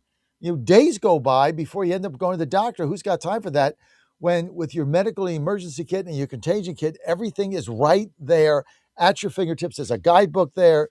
Now you got to go through, they'll have an online doctor. These are prescription meds, so got to answer questions, right? You can't just get them. So you got to answer a bunch of questions. But it is the greatest thing that you could ever imagine. And we replenished ours, I don't know how many times, and we never go to the doctor. We have our physician who got to go to your physical and get blood tests and stuff. But anything like her toe just happened, or you're feeling a cold or a flu coming on, a virus, boom, you go right to your contagion kit, right to your medical emergency kit, and you are good to go. Just all you have to do is go to twc.health/Godzilla, twc.health/Godzilla, promo code Godzilla, going to get 10% off. You and your family should have this. Everybody should be prepared for your next illness, your next crisis. And a simple thing like getting bit by fire ants on your toe and it got infected and it got swollen and she took care of it and it was gone in 2 days instead of having to wait and Doc in a box. Why? Why would you do that when it's right at your fingertips? twc.health/Godzilla, promo code Godzilla. Okay, let's get Doug Napier's with us. Doug, thanks for joining us today. I dropped my phone here. Doug, thanks for joining us today. Sorry, we're a little behind. I went off with Kristen there, Executive Chairman, CEO. I think I had one of your VPs on the other day, but he did great, by the way. So you got to follow up with him. But remind our audience again about your organization and Doug, what you guys are doing. Sure. Thank you, John. Good to be with you this morning. 1792 Exchange is a small organization that focuses on corporate behaviors and trying to get companies to get back to neutral, get back to business, get out of the ideological swamp and the stuff that's pulled them to the left, and just protect shareholder value, protect employees, vendors, and customers, and then do the right thing. And we're seeing them drift into some very treacherous waters, which I hope we can talk about today. Go ahead. Well, right now we're focused on about 568 companies in the United States that we are calling on to stop funding these experimental transgender treatments and procedures that are harming our children. I mean, a company we should be caring for our kids, not cutting them up. Mm-hmm. And these companies are funding it through their health insurance plans. They've had their gun to their head by the Human Rights Campaign saying you need to provide all of these benefits. And in your insurance plans, you need to be covering these transgender treatments and procedures and chemical treatments. And our kids are being harmed at a high rate. The science is showing this is a bad idea. It's not helping these kids. It's actually hurting them. And again, these are permanent, irreversible harms. It's got to stop. Why are companies involved in this? Well, again, I think like a lot of companies that have gotten dragged into the progressive swamp, and this has happened through this particular issue, I think is largely a result of the Human Rights Campaign. The Human Rights Campaign puts out this corporate equality index, and this corporate equality index allows companies to talk about all the great things they're doing in the LGBT space. And so since 2002, they've had this index, and every year they have increased the requirements for the companies to score, perfect 100. And so they keep ratcheting up the demands. And so in the past few years, one of the things that they've told corporations they have to do is that they have to fund transgender care through their health insurance plans, and they need to make sure that there is no exclusion under the medically necessary clause. When you get health insurance through your employer or elsewhere, and you go in to have something done, the first thing that the insurance company wants to know is this is medically necessary. This is necessary for your health and well-being. And if it's not, like some plastic surgeries and other things like that, they're not going to pay for it. Mm-hmm. But the way they have twisted this is they have tried to shoehorn these chemical and surgical sex-denying treatments and procedures into the definition of medically necessary. And it's not medically necessary. It's medically harmful. So, but they don't want to lose their score of 100 with HRC. So they capitulate. And some of them, are not doing it just because they have a gun to their head. Some are doing it very willingly and knowingly. And we're calling them out. I wrote letters to 568 companies and their CEOs and their general counsel saying, stop it now. Care for our children. Don't cut them up. Doug Napier with us. Doug, President and CEO of 1792 Exchange, holding companies accountable to their DEI nonsense that's going on. Mm-hmm. But let me just ask you, Doug, a general question. Our audience is trying to grasp now for 5 years the fixation with transgenderism. I mean, when I grew up, when my older son grew up, and most of the time when my youngest son grew up, we never heard of this. Yeah. I never met one. My older son, who's teaching at Arizona State, never met one, never had one in his class. Yeah. And my youngest son, Joe, probably until he went to high school and somebody dressed up as a squirrel or something, a wolfie or a fairy or something. He never heard of it. Yeah. So this is a phenomenon in the last 5-7 years. What is the genesis of this? I'm not an expert on the social science on this. I'll give you some of my thoughts and theories. And one, we see a whole lot of areas of our culture that are eroding and under attack. And so often our children are the victims of that. And I think in this area, there's just been a lack of sanity. It's a new experimental thing. I mean, the technology, the medical technology, the pharmaceutical technology is probably advanced to a certain degree without testing, though, and with real known harms. But we've always been willing to sacrifice our children, whether they're preborn or born, to advance some sort of ideological disruption in the culture. And it's heartbreaking because we talk to these kids and they're 12, 13, 14. These young women are having double mastectomies and they're having, their whole identity permanently altered. And then they start to grow up and they start to have those natural feelings about being a mother. And they go, I've been lied to. Where were the adults? Where were the grown-ups to protect me during this time? And so, I think we've run the course on so many other issues. And so this was the new issue du jour that the activists needed to drum up in order to, keep their own relevance, their own organization's relevance or political clout or whatever it might be. But it's sad and it's tragic. And I hope we can figure out how to make it go away. How do we do that? Well, one of it is awareness. Part of our job in our organization, we're very data driven. We have a database of over 4,500 companies, and we profile them and we look at all the public data that's available. It's their facts, and we just report those facts. And we shine a light on behaviors that we believe are not only harmful to the culture at large, but they're harmful to the companies. They're putting themselves at risk. I mean, you remember a couple of years ago when Bud Light came out, somebody down in their marketing department thought it'd be a good idea to put a trans guy on the side of a beer can. And what happened? They lost $100 million in capitalization and value overnight. And those are the kinds of things like, people are scratching their heads. Why? It's not necessary. It's not popular. The majority of Americans agree we shouldn't be doing this to our kids.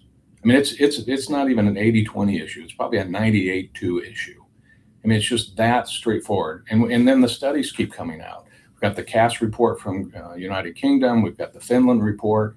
We've got the American Academy of Plastic Surgeons coming out and saying, we shouldn't be doing this to our kids. We need to delay these things. At least let them be adults and make a decision as adult, because we know 80% of the time they grow out of this. They come to their senses. And the parents ought to be protecting their kids too. It's hard to believe. I was a Bud Light drinker, so I drank. And yeah, true story. When they put the tranny on the beer can, I don't know when that was. Dylan, somebody. I've never had a Bud Light again, nor will I will for the rest of my life. They lost 20% of their share overnight. They never gained it back. Yeah. They lost an enormous amount of their market cap, never got it back, never will, because you got people like me out there that I will never drink a Bud Light again for the rest of my life, ever. Yeah. I felt that was such an affront to me because that was my beer. And, when I would get a Bud Light I'm a Tennessee Titans fan, and put the game on, and grab my beer on a Sunday, like, I don't want to be seeing some tranny on my beer can. I just don't, right? No. Sorry. I mean, I just don't. And so I never drank it again. It's so unnecessary. Times me by how many people? I mean, how do you lose 20% of your share in one day and never get it back? Ever. They'll never get it back. Those are the hard lessons learned. And, one of the first rules of a company is know your customer. And they obviously didn't know their customer. And they had some other person down in marketing that thought this would be a good idea because it fit into this overall framework that we've seen pushed on DEI and all the diversity and inclusion stuff and these identity groups that we have to cater to. And companies have just capitulated in ways that don't make sense, and they're not even helping those groups ultimately.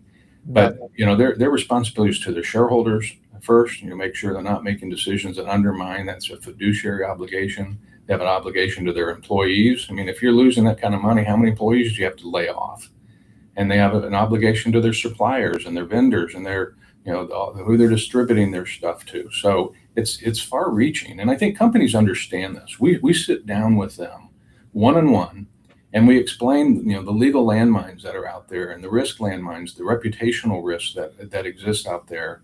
So we will help you walk back to neutral and get out of this ideological forest that you've gotten lost in. And they're grateful for the help, because a lot of them, especially in the C-suite, they don't even know what's going on down in HR. They don't know what's happening in marketing until they have a blow up like Bud Light. And then, you can imagine what those conversations are like in the boardroom. And so they're saying, yeah, we have to get back to business. And 1792 Exchange is helping companies do that. All right, Doug, I got to go. People want to follow you. Where do they go? They need to go to 1792exchange.com. They can see our letter to the 568 companies. They can see a list of the companies. And they can also sign up for our newsletter and get more information as this unrolls on the success of this project. Thanks for being with us, Doug. Thank you, John. Good to see you. Peach Crew next. Keep it right here.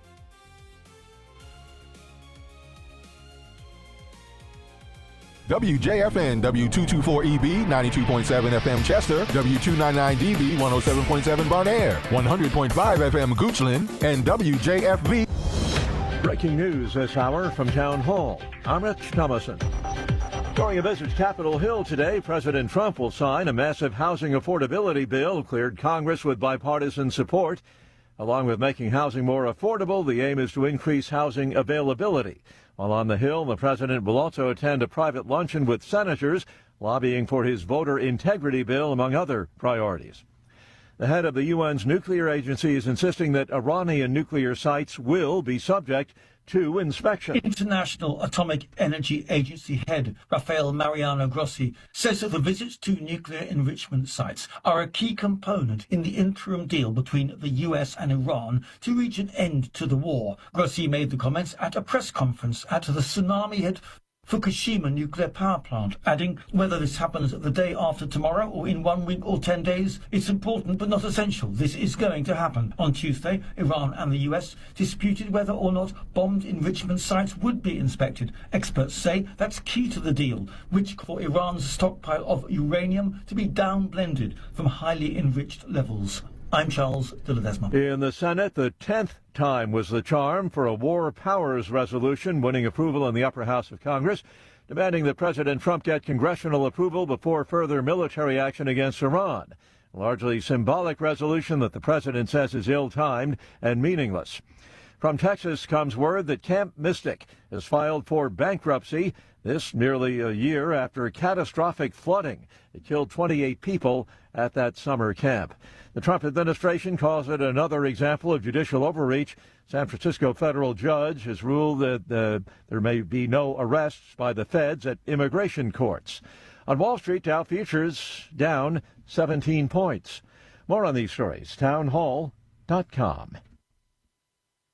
Wesley Financial Group is not a law firm. Ask yourself this question. Is it really worth holding on to that timeshare that you know you need to get rid of? Here's the truth. The average maintenance fee just went up over 17%. That could have been 117%, and there's nothing you can do about it. When you buy a timeshare, you give them a blank check for annual maintenance and assessment fees. I'm Chuck McDowell, founder of Wesley Financial Group. For 15 years, I've helped over 50,000 families cancel their timeshare. Not sell it, not transfer it, cancel it. Did you buy a timeshare because they told you it was a great investment and your maintenance fees would never go up? That's a lie. Are you ready to get rid of your timeshare once and for all? Simply call us and I'll send you our timeshare exit kit that explains all your options for cancellation. Call Wesley now for your timeshare exit kit. 800-822-1716. 800-822-1716. 800-822-1716.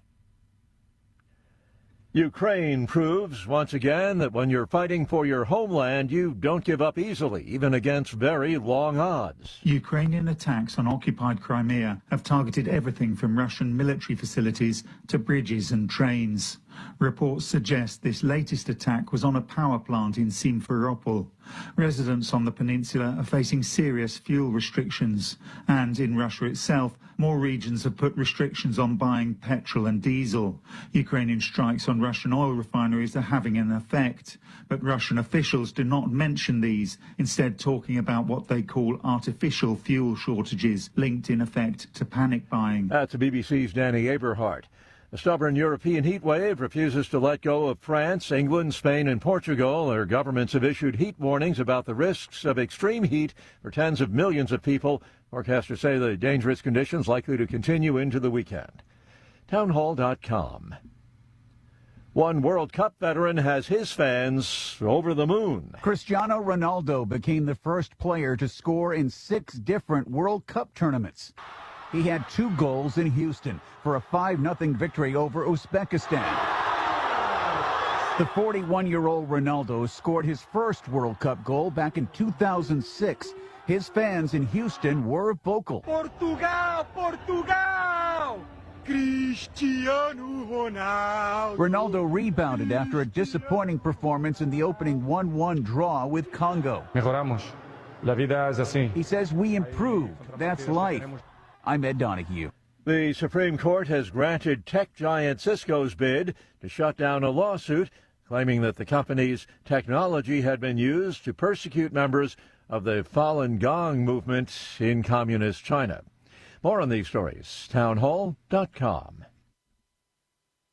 1775 Coffee is giving away free starter kits. Try the dark or medium roast coffee with longevity blend, an infused blend with anti-aging calcium alpha-ketoglutarate, which has been clinically proven to reduce biological age. When you purchase the first 2 bags, you'll receive a free 1775 starter kit, including a third 16-ounce bag of coffee, a matte black tumbler, a frother, a gold scoop, or a reusable K-cup filter. Just order now at 1775coffee.com/Godzilla and claim your free 1775 starter kit while supplies last. Washington is wasting $500 million every year on a federal supervision system that doesn't work. Probation officers are overwhelmed. Resources are going to people who pose zero threat, while actual dangerous individuals slip through the cracks. The Safer Supervision Act stops the waste and refocuses every dollar on protecting families from harm. President Trump's own pollster found about 80% of Trump voters want this fixed. It's time for Congress to get this done. Stop the waste. Protect our communities. Visit safersupervision.com. Paid for by the Reform Action Fund.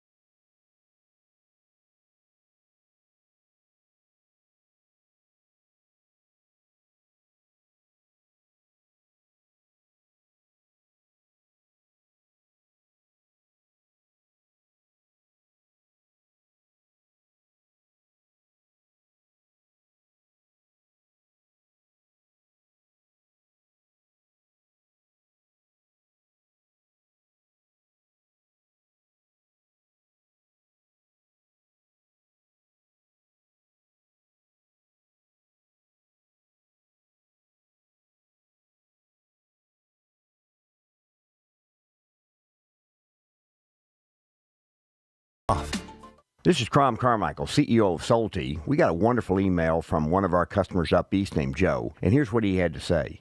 I started taking Solti almost out of desperation with little hope because I was resigned to the futility that although I was up to taking 2 statins a day, high cholesterol was something I just had to learn to live with. In fact, when I turned 60, after taking a stress cardio test, my doctor called me on a Saturday, which of course is never a good sign, and told me that I was clogged more than 95% of the people my age. I had an angioplasty and a stent procedure done at that time. Today, my stubborn triglycerides are only 1/3 of what they had been before starting taking Solti. My prescription statin dosage has shrunk from 60 milligrams to only 10 milligrams a day. My primary care doctor that I have had for many years still can't believe the results, and neither can I. Thank you, Solti, for providing such a wonderful product. And folks, I want to invite you to take care of your heart also by going to GodzillaHeart.com. That's GodzillaHeart.com. Use the code Godzilla at checkout, and you'll get a 50% discount on your initial shipment. Thanks so much.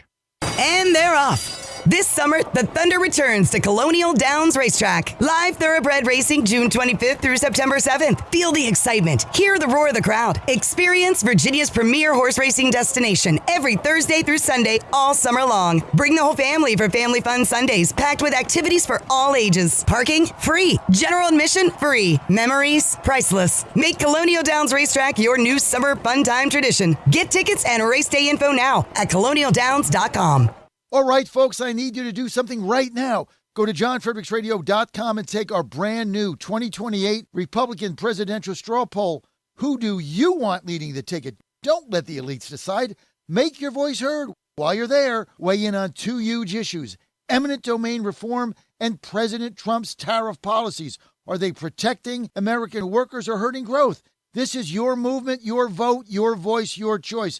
Go to johnfredericksradio.com right now and take the poll. Live from the studios of the John Fredericks Media Network, it's the John Fredericks Show. Grab yourself a cup of 1775 coffee, sit back, and get ready for the best 4 hours of talk in the universe. To be part of the show, just call our toll-free number, 888-480-5646. And now, here's the Godzilla of Truth, the Oracle of the Deplorables, the man with whom you can talk about playoffs, John Fredericks. Playoffs! Good to have you with us. I'm John Fredericks. It's time for the Peach Crew. We're going to Georgia. Great to have you with us. I'll be in Colonial Downs on Friday. Meet opens Thursday. Be there Thursday afternoon. Don't forget to check us out there. But it's good to have you with us. Peach Crew coming up. And this segment brought to you by my good friends Mike Lindell and Dawn Curtis at My Pillow. They got a mega sale going on right now. I tell you what, Father's Day's over. It doesn't matter. They got so many cool things there. You got free shipping through the end of June. You got another week. Doesn't matter what you get the slippers, you get the towels. Get the pillows. They're on sale too. Slippers, $39.98. Can't beat that. My Towel, 6-piece set, $39.98. Best towels you're ever going to get. Giza sheets, mattress topper. They got those too. Doesn't matter what it is. Do yourself a favor. Get the comforter to die for. I've got comforter. Got one on the bus.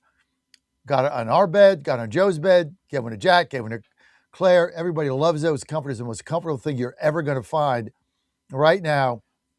This is the best sale he's ever going to have. He's moving factories. Got to go from factory A to factory B. So rather than ship everything there, he just wants to ship it to you for free because he loves his customers. And so do I. Just go to mypillow.com. Everything is there. Mypillow.com. Promo code Godzilla. You're going to get all the great savings. Promo code Godzilla. Or give them a call. Operators standing by. They love to talk to you. 800-854-0504. 800-854-0504. If you can only afford to buy one thing and get free shipping, get the towels. You're going to get them. You're going to be like, wow, these are the best towels ever. Then when you travel, you go to a hotel, you're like, yuck. Even if it's a nice hotel, you're like, yuck, what are these? Like cardboard. That's how good their towels are. So check them out. Of course, also get the slippers, get the comforter, get it all, get the sheets to die for. MyPillow.com, promo code Godzilla, and you're good to go. Get all the savings and free shipping right now, so take advantage of it. All right, let's get to our friends at the Peach Crew. Sally Grubb's with us. Let's bring everybody in. So I know who's here. I know we got Sally. Hi, Sally. We got Jackie Harling. We've got CJ. We've got Holly. We got a full house today. We've got Josh Tobert running for PSC. Hope you're not going to vote for more Georgia Power rate increases, Josh, or you're going to lose. Just ask the people that were on the committee that all got beat. Did somebody say Greg Dolezal was here? Yep, he should be. Yep, there he is. All right, well, I got to get you on. Before Greg, I'm going to introduce everybody and go to you because on Tuesday night, I had a string of losers except you. That's why I'm glad you're here. I lost everything on Tuesday. Every one of my candidates got beat except one, who was the biggest underdog. So anyway, thanks for being here and thanks for being Godzilla's only winner on Tuesday night.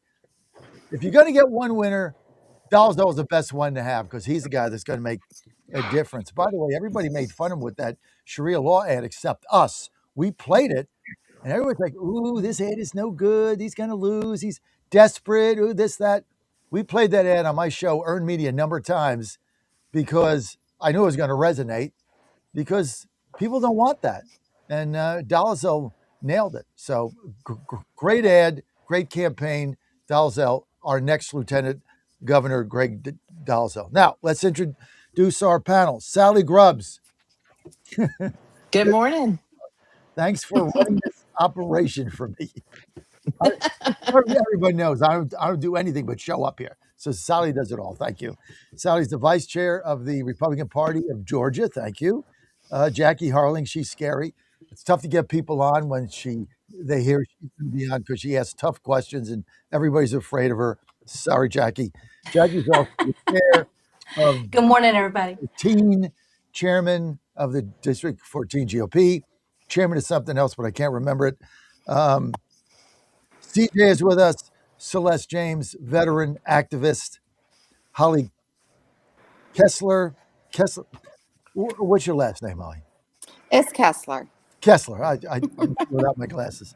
Holly Kessler, and she's from Savannah. Her people won down there. And we got a candidate for PSC, Josh Tolbert, who's not going to vote for more rate increases for Georgia Power, I think. And of course, the star of the show, Greg Dalzell. Greg, I'm going to get right to you, just to bail my sorry ass out because everybody else I backed lost, but you. How did you win this race?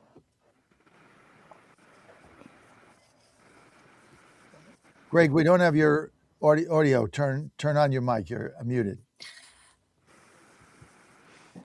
Amateur hour over here, John. It's amateur hour. Hey, all I know is the only candidate that I backed that won is you. So it's not amateur hour for me. It's like I finally got a winner, and I think you're going to be a great lieutenant governor. How did you win this race? John, we took a message that people wanted to hear to the people, and quite frankly, we didn't run a single poll to ask us what message we need to run on. We didn't have consultants, sitting around a conference room table telling me what to talk about. I understand the base of the party because I'm one of them. I genuinely believe that we're in a fight to save Western civilization. I think the Republican Party has gone far too far, to your point to Josh, in terms of crony capitalist handouts and carve-outs. And people were tired of feeling like their elected officials were not listening to them. And so, yeah, we were an underdog. Kalshi, the prediction market the day before the election had us at a 27% chance of winning. And we ended up winning by 8.5 points. And so it just shows you these pundits don't always know what they're talking about. And if you make a connection with the people, these people walk over hot coals for you. Sally, think about all the high-powered people that got in this lieutenant governor's race that everybody had written Greg off, but us. How did he pull this off? I mean, I thought that ad was like the best ad of the whole campaign anywhere in this state, but that's just me. But how did he do this? Well, for one thing, John, I think Greg knows old-fashioned campaigning. You could not go anywhere around the state that there were not Dolezal signs out. So congratulations on your sign game, Senator. That was stupendous. People like to see and I'm not talking about signs in medians. I'm talking about signs in yards. That is a personal endorsement when someone says, I care enough about this candidate that I am putting their sign in my yard. This is who I want to represent me. The other thing is that I think that Greg did very effectively is convey those things, much like President Trump did, having the nerve to go and say the hard things, standing up for election integrity, standing up for our Western civilization and our way of life, standing up for being against crony capitalism and things like that. I think those things helped him tremendously. He definitely had a presence. There were other candidates that you didn't even know that they were running. Another candidate that I think that did run an effective campaign and raise a lot of money was Senator Blake Tillery, who I love. I mean, I think the one thing I want to ask Greg is going into, I'm just going to assume you're going to be the next lieutenant governor, because that is what I am praying for, is that you are the winner. I know Josh McLaurin is the other candidate on the Democrat side, but we need Greg Dolezal desperately. But we also have a loss in the Senate because we had a lot of good senators that chose to run in this race, and now they are out. So I would love to hear from Senator Dolezal how he plans on uniting the Senate and leading with distinction without some of the ones that have been there. Yeah, Sally, good to see you. I love the question. I think that people follow vision. And as I've served 8 years in the Senate, I served 8 years under Cosmo Man, as John likes to call Jeff Duncan. 4 years under Jeff, and then 4 years under Burt Jones. And I saw just such a distinct difference between someone who had the ability to lay vision on the table and cast that vision and have members rally around it, whether it was the school choice bill that I had the opportunity to pass, whether it was the Religious Freedom Restoration Act that Ed Setzler carried, the Riley Gaines Act that I had the opportunity to carry as well. Those were all things that, frankly, the political class would say, you don't touch these things. But Burt leading the chamber, he did a phenomenal job of getting the members on board with that. And that's the model I think to follow, is just taking bold stances, getting the House on board with that, coming alongside the bold stances that the House is willing to take at the same time. But ultimately, a lot of it's going to come down to the governor as well. We all need to be on team Rick Jackson today, because we cannot allow Keisha Lance Bottoms to have the 3,000 appointments that she would have to run state agencies. And frankly, the feckless leadership that she showed during the mostly peaceful protests of 2020.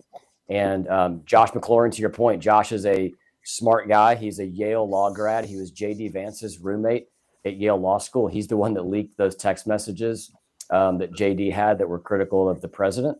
But Josh is a radical leftist, and he is somebody whose values do not align with the values of the people of Georgia. And so we will have a robust issues-oriented debate with Josh and hopefully prevail in November. Greg, have you had a conversation with Rick Jackson? I've had multiple conversations with Rick. Rick was my constituent up until redistricting a couple of years ago. And so I've known Rick for a decade. Rick called me the day that he announced, and he said, Greg, I know you're with Burt. He said, I respect loyalty. I wouldn't respect you if you switch sides, so I'm not even going to ask you. And I told him, I said, Rick, I'm not going to switch sides. I'm supporting Burt, but I will not say a negative word about you in my support of Burt. And I held true to that, and I did support Burt through the end. Rick and I talked the night of the election. We've talked a couple of times since then, and we're ready to link arms and move forward together, along with the rest of the ticket, Josh and Mike Collins and Tim Fleming and the rest of the statewide Republican ticket. Good for you, Greg. Let's get to Holly. Holly, how did Burt Jones lose this race? Well, that's a touchy one for me, John. I'm going to tell you the numbers were all over the place from the primary into the runoff. And so I do know that Fulton has already done quite the escapade that Fulton usually does, and looking some of that stuff. So I do believe that some of the campaign stuff could have been much better. There were some issues along the way with that, but overall, I feel like Burt did a wonderful job. And, and I'm going to leave it there. Greg, I do want to touch on one thing with you. I was just watching Maruma had come out earlier this morning talking about how they're rallying all the, New Yorkers that helped get Mamdani elected, and they are bringing them into Georgia. And she did this big old campaign and, walking down the street. And yes, we've got our hands cut out for us and our work cut out for us. And I'm glad that you stood up and took the bull by the horns on what you did, and congratulations. Let me take a stab with Jackie. Jackie, how did Burt Jones lose his race? Kemp endorsed him, which I thought was major. He also got endorsed early by Donald Trump, President Trump, and looked like after the first round, it looked like he was coming on. Jackson was falling. Everybody saw Burt Jones' victory here. Jackie, what happened? Wow, wouldn't it be great if I knew? I thought Burt ran. Good morning, everybody. I thought Burt ran a wonderful race. He was everywhere. I saw signs, and I mean, he was accessible, very accessible. by the GOP. You know, the 10 events that you could go meet him and talk to him. I really don't know. I mean, we have to acknowledge that Chris Carr's, voters probably switched to Rick because of that endorsement. That's honestly that's the only thing I can think of, because I thought he ran a great race Rafa, and John, you had. got to remember the outspending that was done. I mean, Jackson had money to burn. I mean, I think his burn rate was $1 million a day between, going from the primary to the primary runoff. I mean, there you have deep pockets there, and it's hard to go up against that. so you thought it was just the money issue that basically did in Burt Jones, Sally? Well, I think that and the fact that he hired so much staff. I mean, you've got to see that the Jackson campaign gobbled up everybody they could after Carr was out, after Raffensperger was out, after some of the other candidates in other races were out. It was like Pac-Man just eating up those workers. It's What do funny, you? those workers never contacted me as the What, 14th district chairman or the Walker County chairman. I'm wondering. I hope that doesn't sound mean, but I didn't see any Rick Jackson signs up on at my voting precinct, and I often thought, I wonder why they're not reaching out well, I mean, he had to planned to me. be he had planned to be governor for 8 years. Okay, so this was a crash and burn here for Burt Jones. I mean, it is what it is. CJ, what the hell happened here? I think, and both men ran a wonderful campaign, but I think at the end of it, Rick Jackson, his message resonated with the people of Georgia. He talked about those pocketbook issues, and people were ready for change. And so wherever he went, he was able to engage people. He answered the hard questions, and that's what people were looking for. They wanted someone who they felt understood what they needed right now in today's economy going forward. And they felt that Rick Jackson could provide that. That's simply it. Somebody weigh in here. I kind of agree with that, CJ. That's why I thought he was going to win early on because I thought he was better resonating with the message. I mean, the money is great, and it certainly got him the nomination. But you got to have a message, and I thought he had both. I mean, I thought the money was a little bit overkill.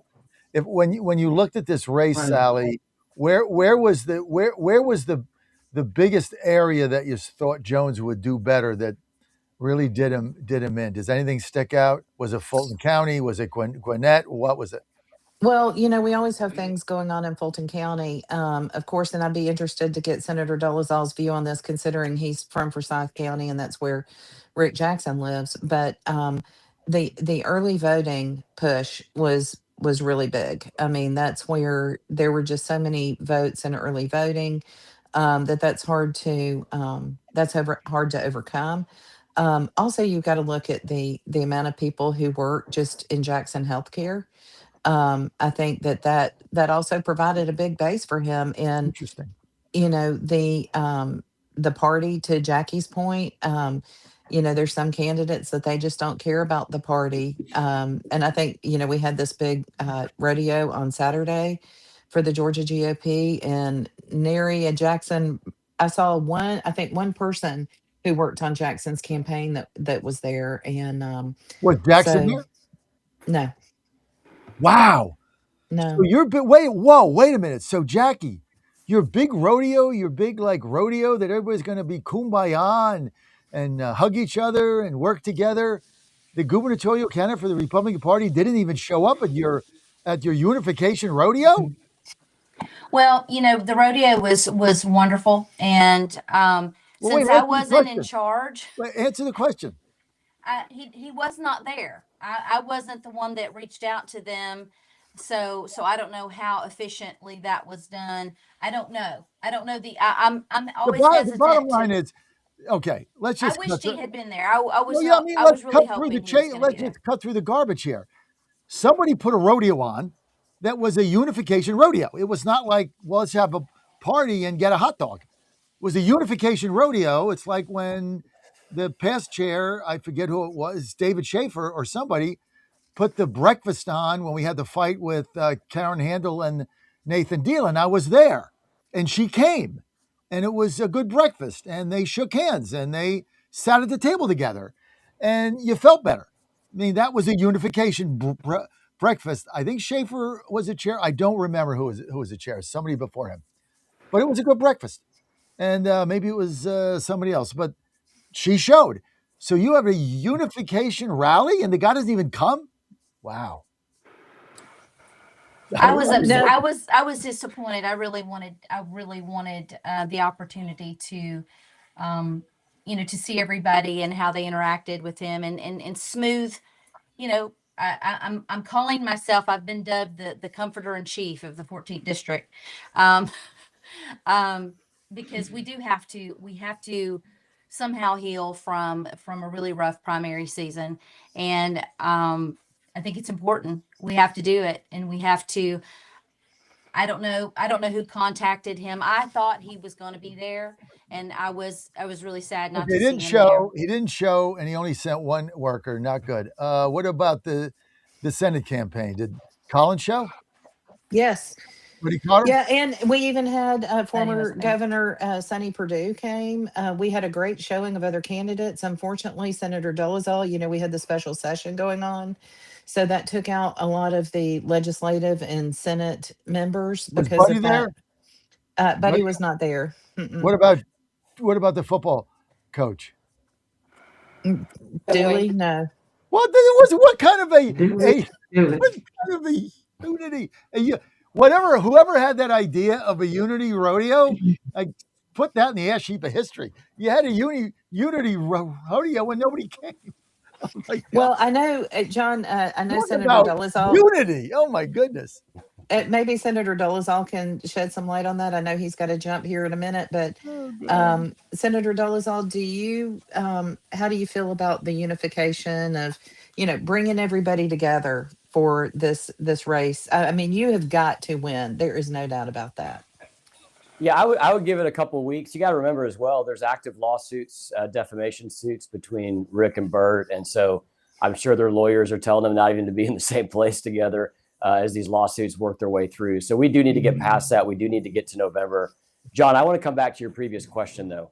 The way that Rick won the race was they had a very specific get out the vote machine that they turned on the day after the runoff. They targeted 340,000 people that they specifically reached out to. I didn't even know about this because I wasn't, on the inner circle of their campaign.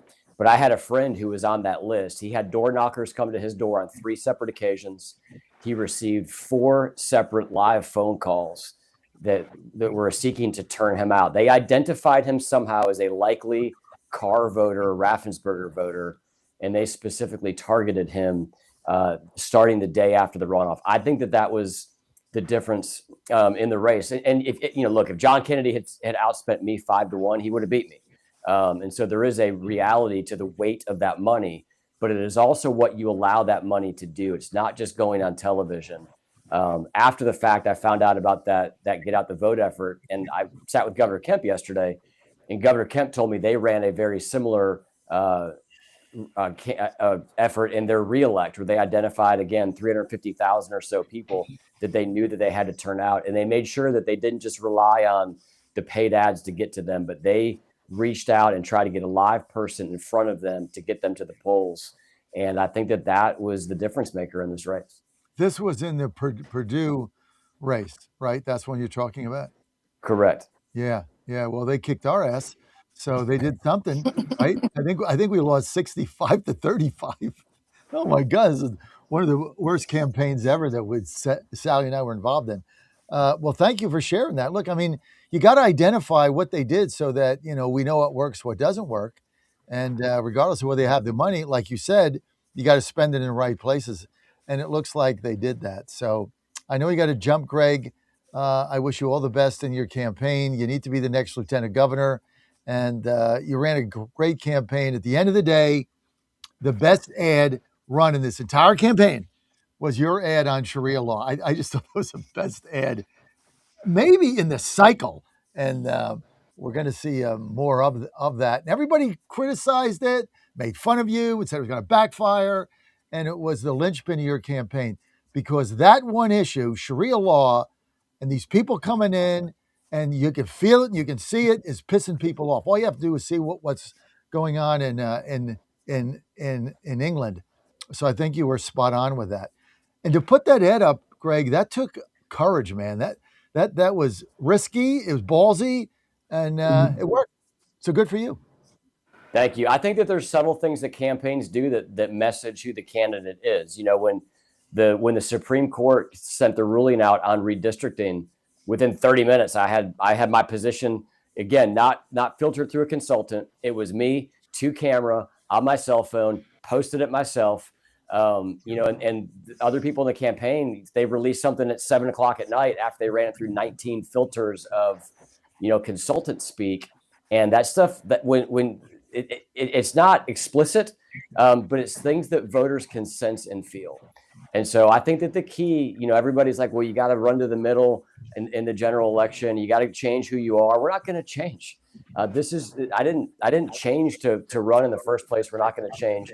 I think that if you look at the gubernatorial races around the country where people have been successful, and the governors who have been successful, they have been successful because they are not afraid to stand on principle.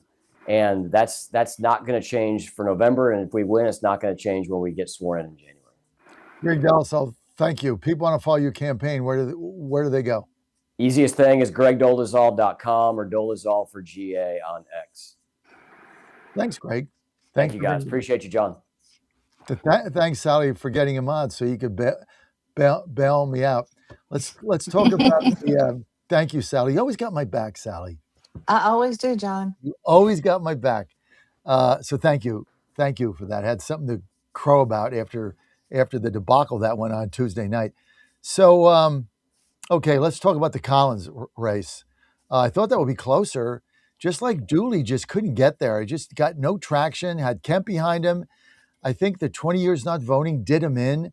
Plus, he was not a very he's a likable guy, but he didn't really connect with people. Collins does in his own way. It's not my style, but that's fine. But he didn't really connect, and I don't think he could ever overcome CJ 20 years not voting. I don't know you could really get by that, CJ. Yeah, I think that was a huge problem for him that he had not voted in 20 years. And so there was a sense of, even still today, of not knowing who this candidate is that he presented before the people. He just did not connect.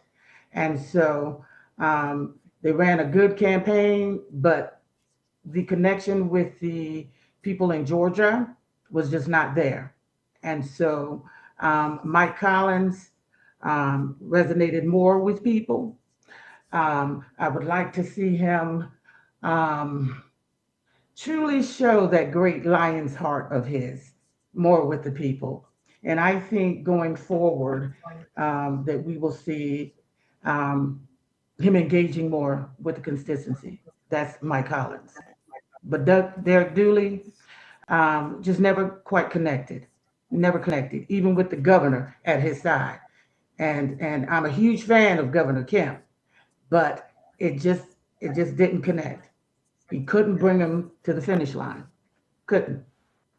You know, John, it's That's my take interesting on it. because Derek Dooley, I saw him for the first time in Fulton County a couple of weeks ago, and he really is a nice guy. He is just a nice guy. Yes. But his Yeah. talking points were, you know, what Vince Dooley, his father, had done, and the kind of guy his father was. And it was more about his father. It was more about his connection to Governor Kemp rather than the, you know, when you run for office and you're running on there's something wrong and we need to fix it, you've got that burning passion. You've got that, you know, we got to fix it, guys. This is what we need to do. And that didn't come across. Mike Collins, much No. like I think Greg Dolezal, is willing to say the hard things and willing to get in there and say, hey, I'm your fighter. People want someone to fight for them. They want someone to go the extra mile. They want someone who's willing to say the hard things and be unafraid. And Mike Collins has shown he's unafraid. He does not care. Greg Dolezal is unafraid. He does not care. They are willing to fight for what they believe in. And I think that's significant. Holly, can Collins win?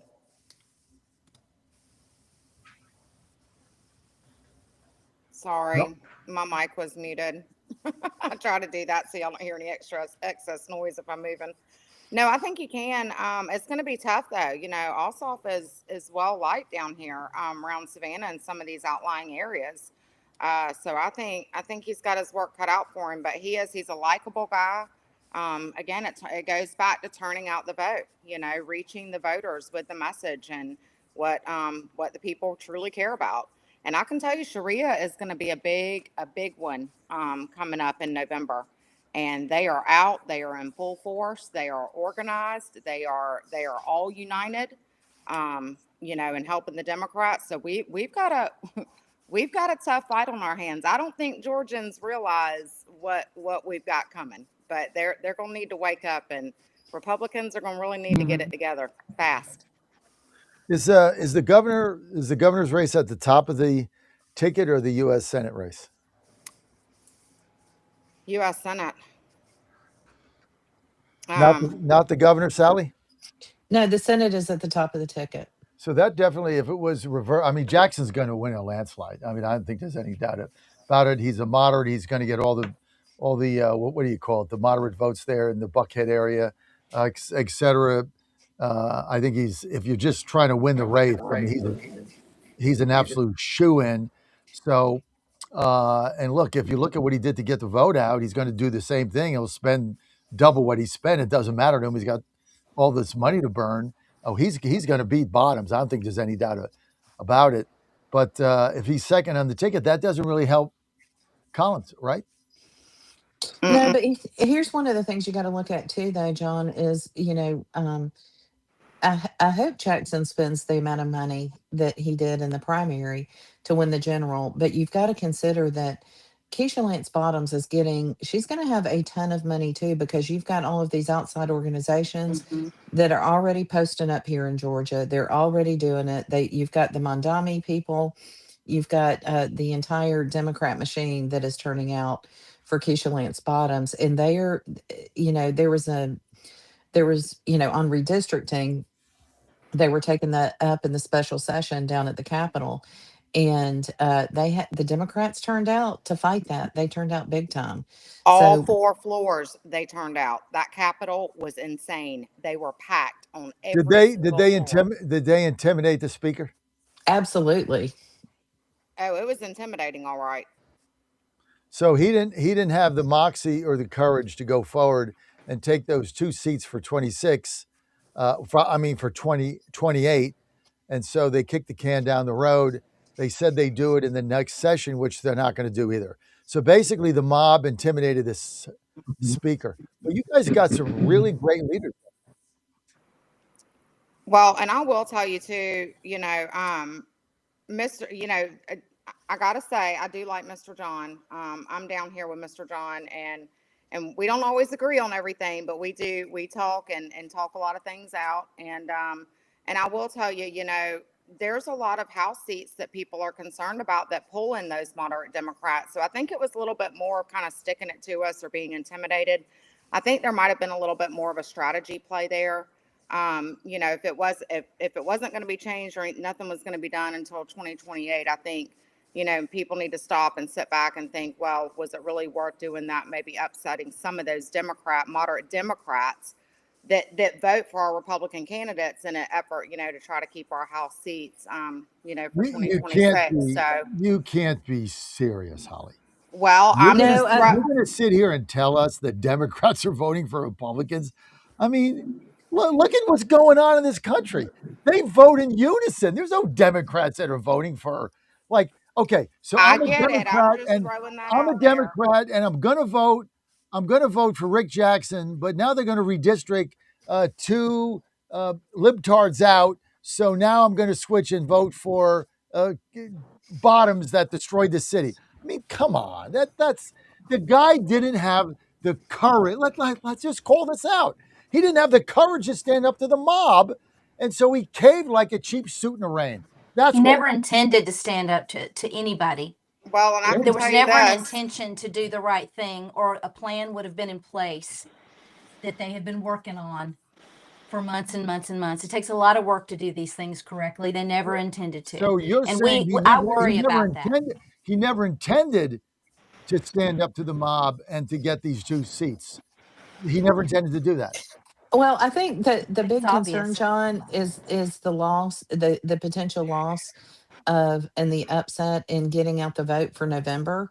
And I think that's the reason for the delay. I mean, you have a Supreme Yeah. Court decision that's being totally ignored.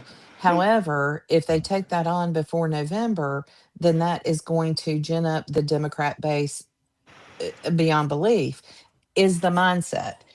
My mindset is a little bit different in that we have the opportunity to do the right thing for Georgia. We have been so, pardon the expression, we have been so screwed over for so long with some of these seats that it's time that it be done the correct way.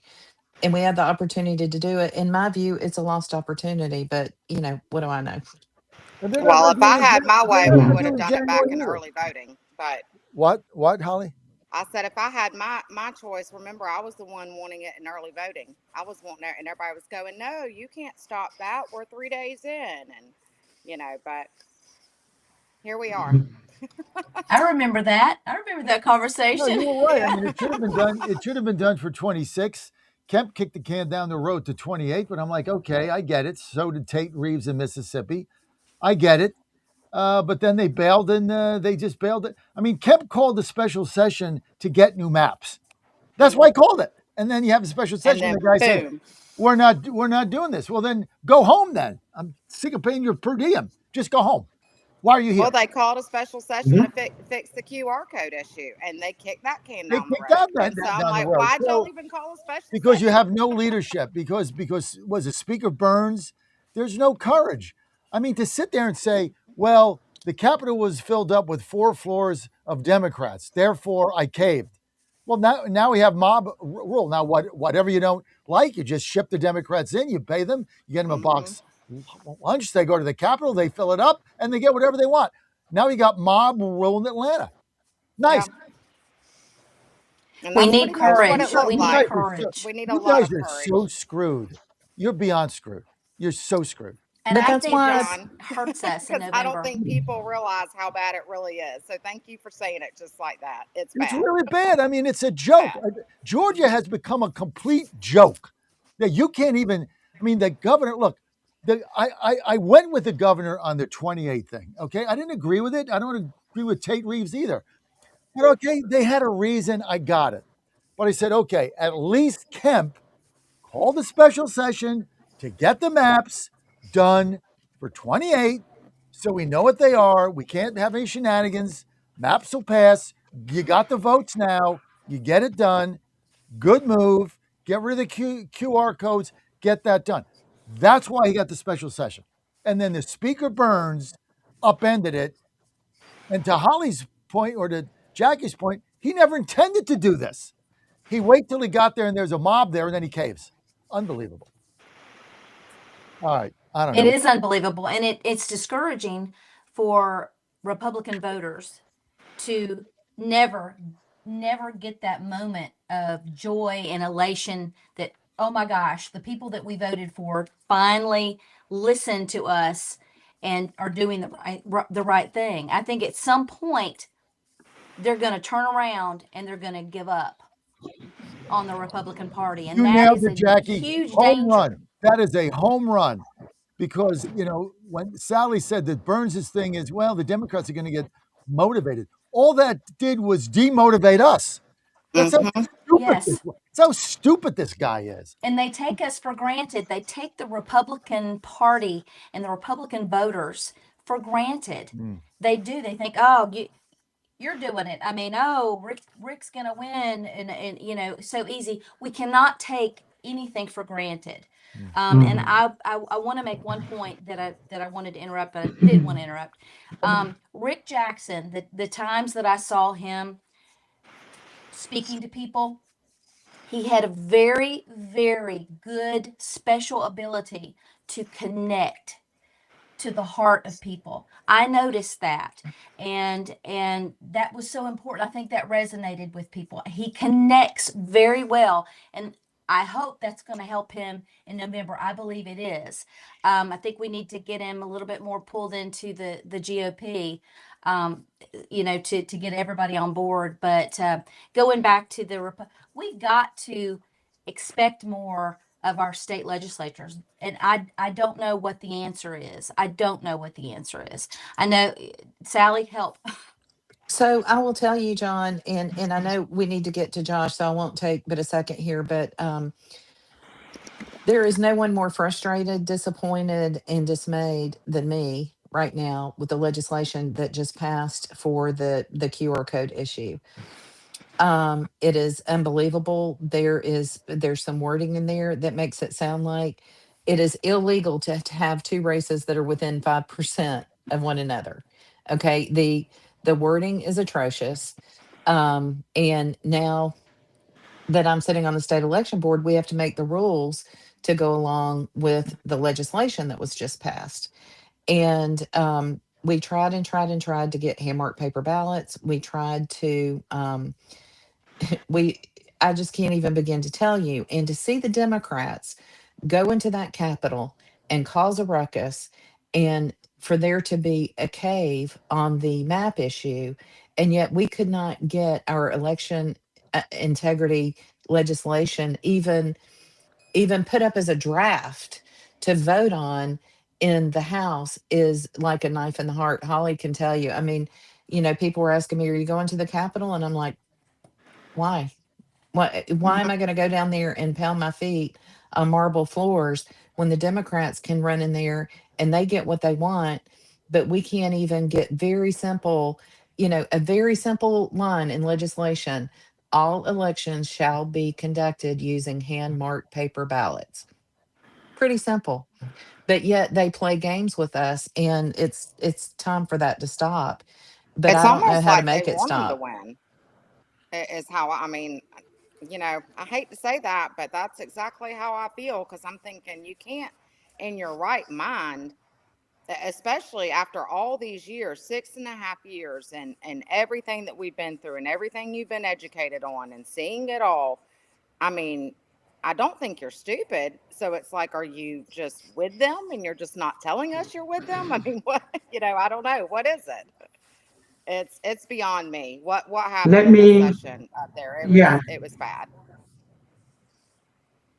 let me interject here. Um, Listen, the Republican Party in Georgia, as I said last week, has got to have a conversation as to who are we as a body? What is the Republican Party? What do we stand for? And it takes tremendous strength in the political in the state that we are in right now, politically. And so Republicans have got to stand up, and we have got to show a strong united front. And we cannot run away from issues that Republicans care about. And so when they did that, when they kicked the can on down the road, it will have a negative effect going forward in November races. So we have to sit down and have a conversation about get out the vote initiatives, because right now there's a lot of apathy. A lot of folks did not go to that rodeo because it was bad timing. Whoever scheduled that. And so people, you had just come through a contentious election. And so you have to take all of that into perspective. And so, as Republicans, what do we stand for? What do we stand for? Our leadership needs to come up with a strategic plan so that we can win. We've got to get people motivated to get out the vote. Yes, what happened last week with the QR codes and the special session was devastating, but we must come up with a plan in order to move the people forward. Negativity is not going to get it done for us. Again, I want to win. In order to do that, it takes sitting down, leaving outside that room about our objectives. Those people are here. The Democrats are coming. We know that. We know that. Well, I hear Stop you, allowing the CJ, but Democratic Party there's, to be yeah. 2 steps ahead of the Republican Party. Stop it. Amen. I mean, I hear you, Amen. CJ. The problem So is, I want to the sit down problem with is the exact leadership same and thing you're come up with saying that is plan to what we've been win. doing. We do need to do that. I Absolutely. understand. I'm there with Holly, you. I'm disappointed. Holly, go I've ahead. talked to people all Go over ahead, Holly. Georgia. No, I'm just saying I agree with you. The problem is it's been the same thing. We've come up with a strategy, and I know this because I've led a ton of grassroots strategy meetings across the state, each and every time, going in with that positive motivation, trying to get people boosted up, after every single letdown. And when it happens over and over and over again, what do you say at that point? Because right now I'm at the same point to where I can't go and tell the grassroots people and work on getting out the vote and promise them something that I've been promising them for, that something's been promised to me, and being that liaison there and trying to bridge the gap there when we were just let down again. And so I think Republican leadership is going to need to come out and start doing some of that. And they're going to need to come out with their messaging and explaining to the grassroots why they did what they did, what their plans are going forward, what we need to do. They need to get involved in these conversations instead of sitting up there under the gold dome or behind a door somewhere and not wanting to have those conversations and leaving it to the rest of us, grassroots and people on the ground actually working and doing stuff. Maybe it's time we put the pressure on them to actually come out and do something and speak, because all they're doing is letting the people down, and it's their own party. Yeah, that's so true, Well, Holly. There's a lot of truth Holly, I in agree what with you. that. I think in this election, this will show people who these folks are. This is the uncovering of certain people in positions of power. And it is showing the people of Georgia who these people are. You cannot deny it. So use your votes, choose your people that you want to represent you wisely, because they are showing you who they are, and it cannot be denied. Because we have a lot of folks who are saying that they're Republican, but I can't see it. Show me. So it takes more than just what you're speaking. I need the actions, all right, to line up with what we as Republicans stand for. And so, again, open your eyes for those who need to see. These people are showing you who they are, and you better believe them. You better believe them. And so, Republicans, enough apathy. It is time to stand up and take your state back as Republicans. And let's sit down and let's have a conversation about what it is that we want to happen as a Republican in the great state of Georgia. Okay. Yeah, what we wanted to have happen So- was John Burns not to cancel the vote for the new maps. What we wanted was John Burns not to put in some I knew weasel that's what you legislation wanted. about the QR codes. I mean, that's Right. what we wanted. But I'll say this: I know. CJ and I know. CJ and I had a debate last week. We got pretty animated, but as I look back on it, for what happened after our debate last week, you were right. I was wrong. I mean, there's no the fact that this guy just goes in front of the mob and says, "You win, we cave." No maps, no QR code. You can continue to have your 2 illegal seats and continue to cheat. Have a nice day. I don't want to get you riled up. Well, they're already riled up. They're right in front of you. I mean, you can't make this stuff up. If you tried to put this in a skit, you would get laughed off the stage. We need a reality TV series here in Georgia. John, the drama, the level of drama here in Georgia is off the chain, and a lot of it has to do with from the grassroots side, because I'll always be a grassroots person. Sometimes they cut off their nose to spite their face, and people can complain about GOP leadership and all that kind of stuff. But if people realize the power that they had, it would be a completely different story. That's why I am always for Dan Schultz in the precinct strategy. And I talk about that with people all the time. And it's working in your communities and your neighborhood from the bottom up to make a difference.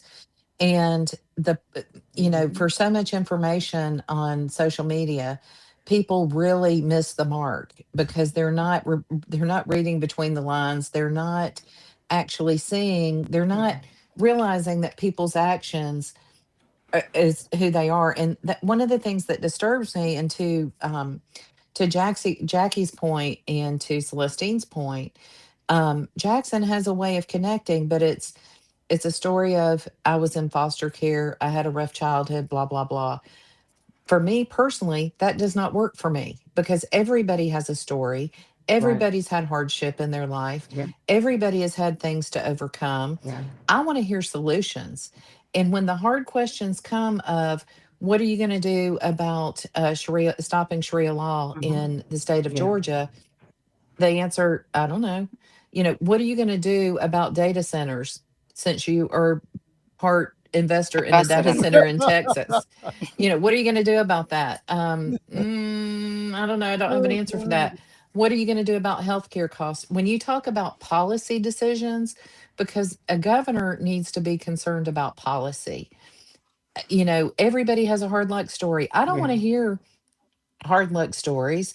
I understand you overcame all of that, but tell us what you're going to actually do from a policy standpoint to change the life of Georgians.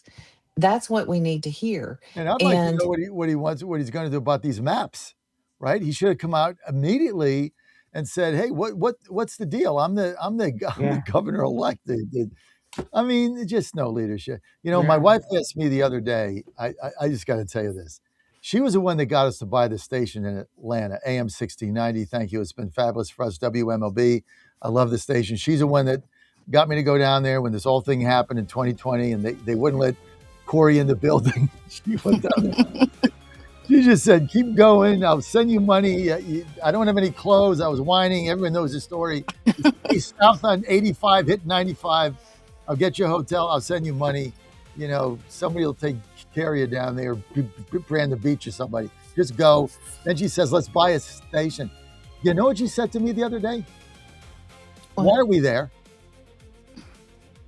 Why are we there?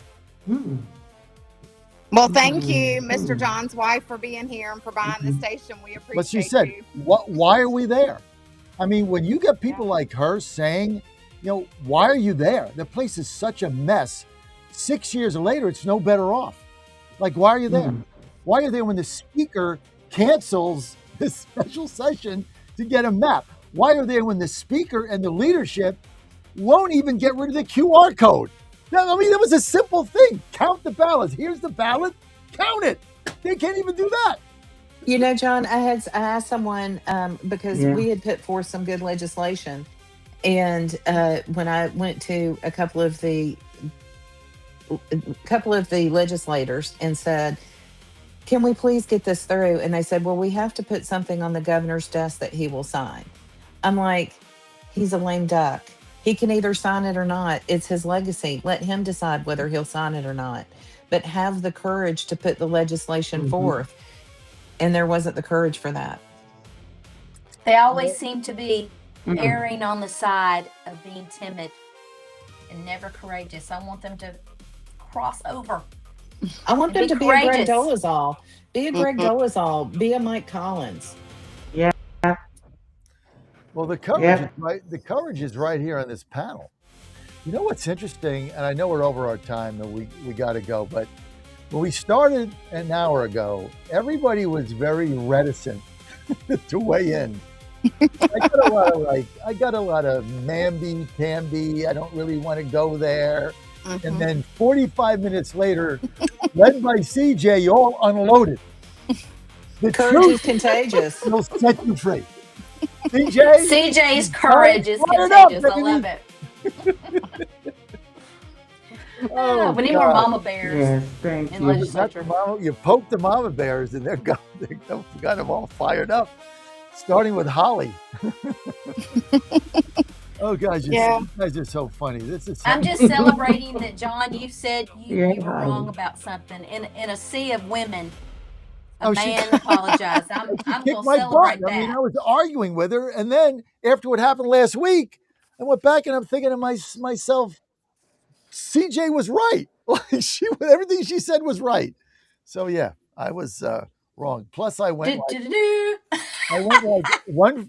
1 for 5 in my endorsements in Georgia. You Great. know, John, we just needed you down here for the radio. That would have been great. That's why you had so like what is the point of this? It's only 1 point, and that's the Beach Crew. That's it. 1 point. You know, Well, John, I have thank to you. tell you that I caught a lot of grief for the Thank you. GOP to participate in a rodeo because rodeos are cruel to animals. And so I'm like, can we please just Oh God. can we do an Can't be event? serious. Rodeo. Y- I mean, I'm going to the racetrack tomorrow. I'm a racehorse owner. I'm a former trainer. What now? Are you going to tell me that's cruel to horses? The horses get better treatment. I was in the business for years. Yes, I they mean, do. my horses got better Yeah. treatment than my kids do. Oh, I know. And I walked out, with the horse trailers and all these horses and air conditioned trailers with, plenty of Hmm. grass. I used to rescue horses, okay, from Central Kentucky, where a particular religious group used them to do all of their hard work. We And got to go. We got to get to Leahy. Good thing Dan Hobgood's on vacation and Mike Coleman's giving me a break here because Hobgood'd be going crazy. It's 10:04. We got to get to Michael Patrick Leahy. Guys, great show. Thank you. And thank you, CJ, for kicking my butt. You guys are the best. We'll see you next week. Sorry, Josh. We'll have you on.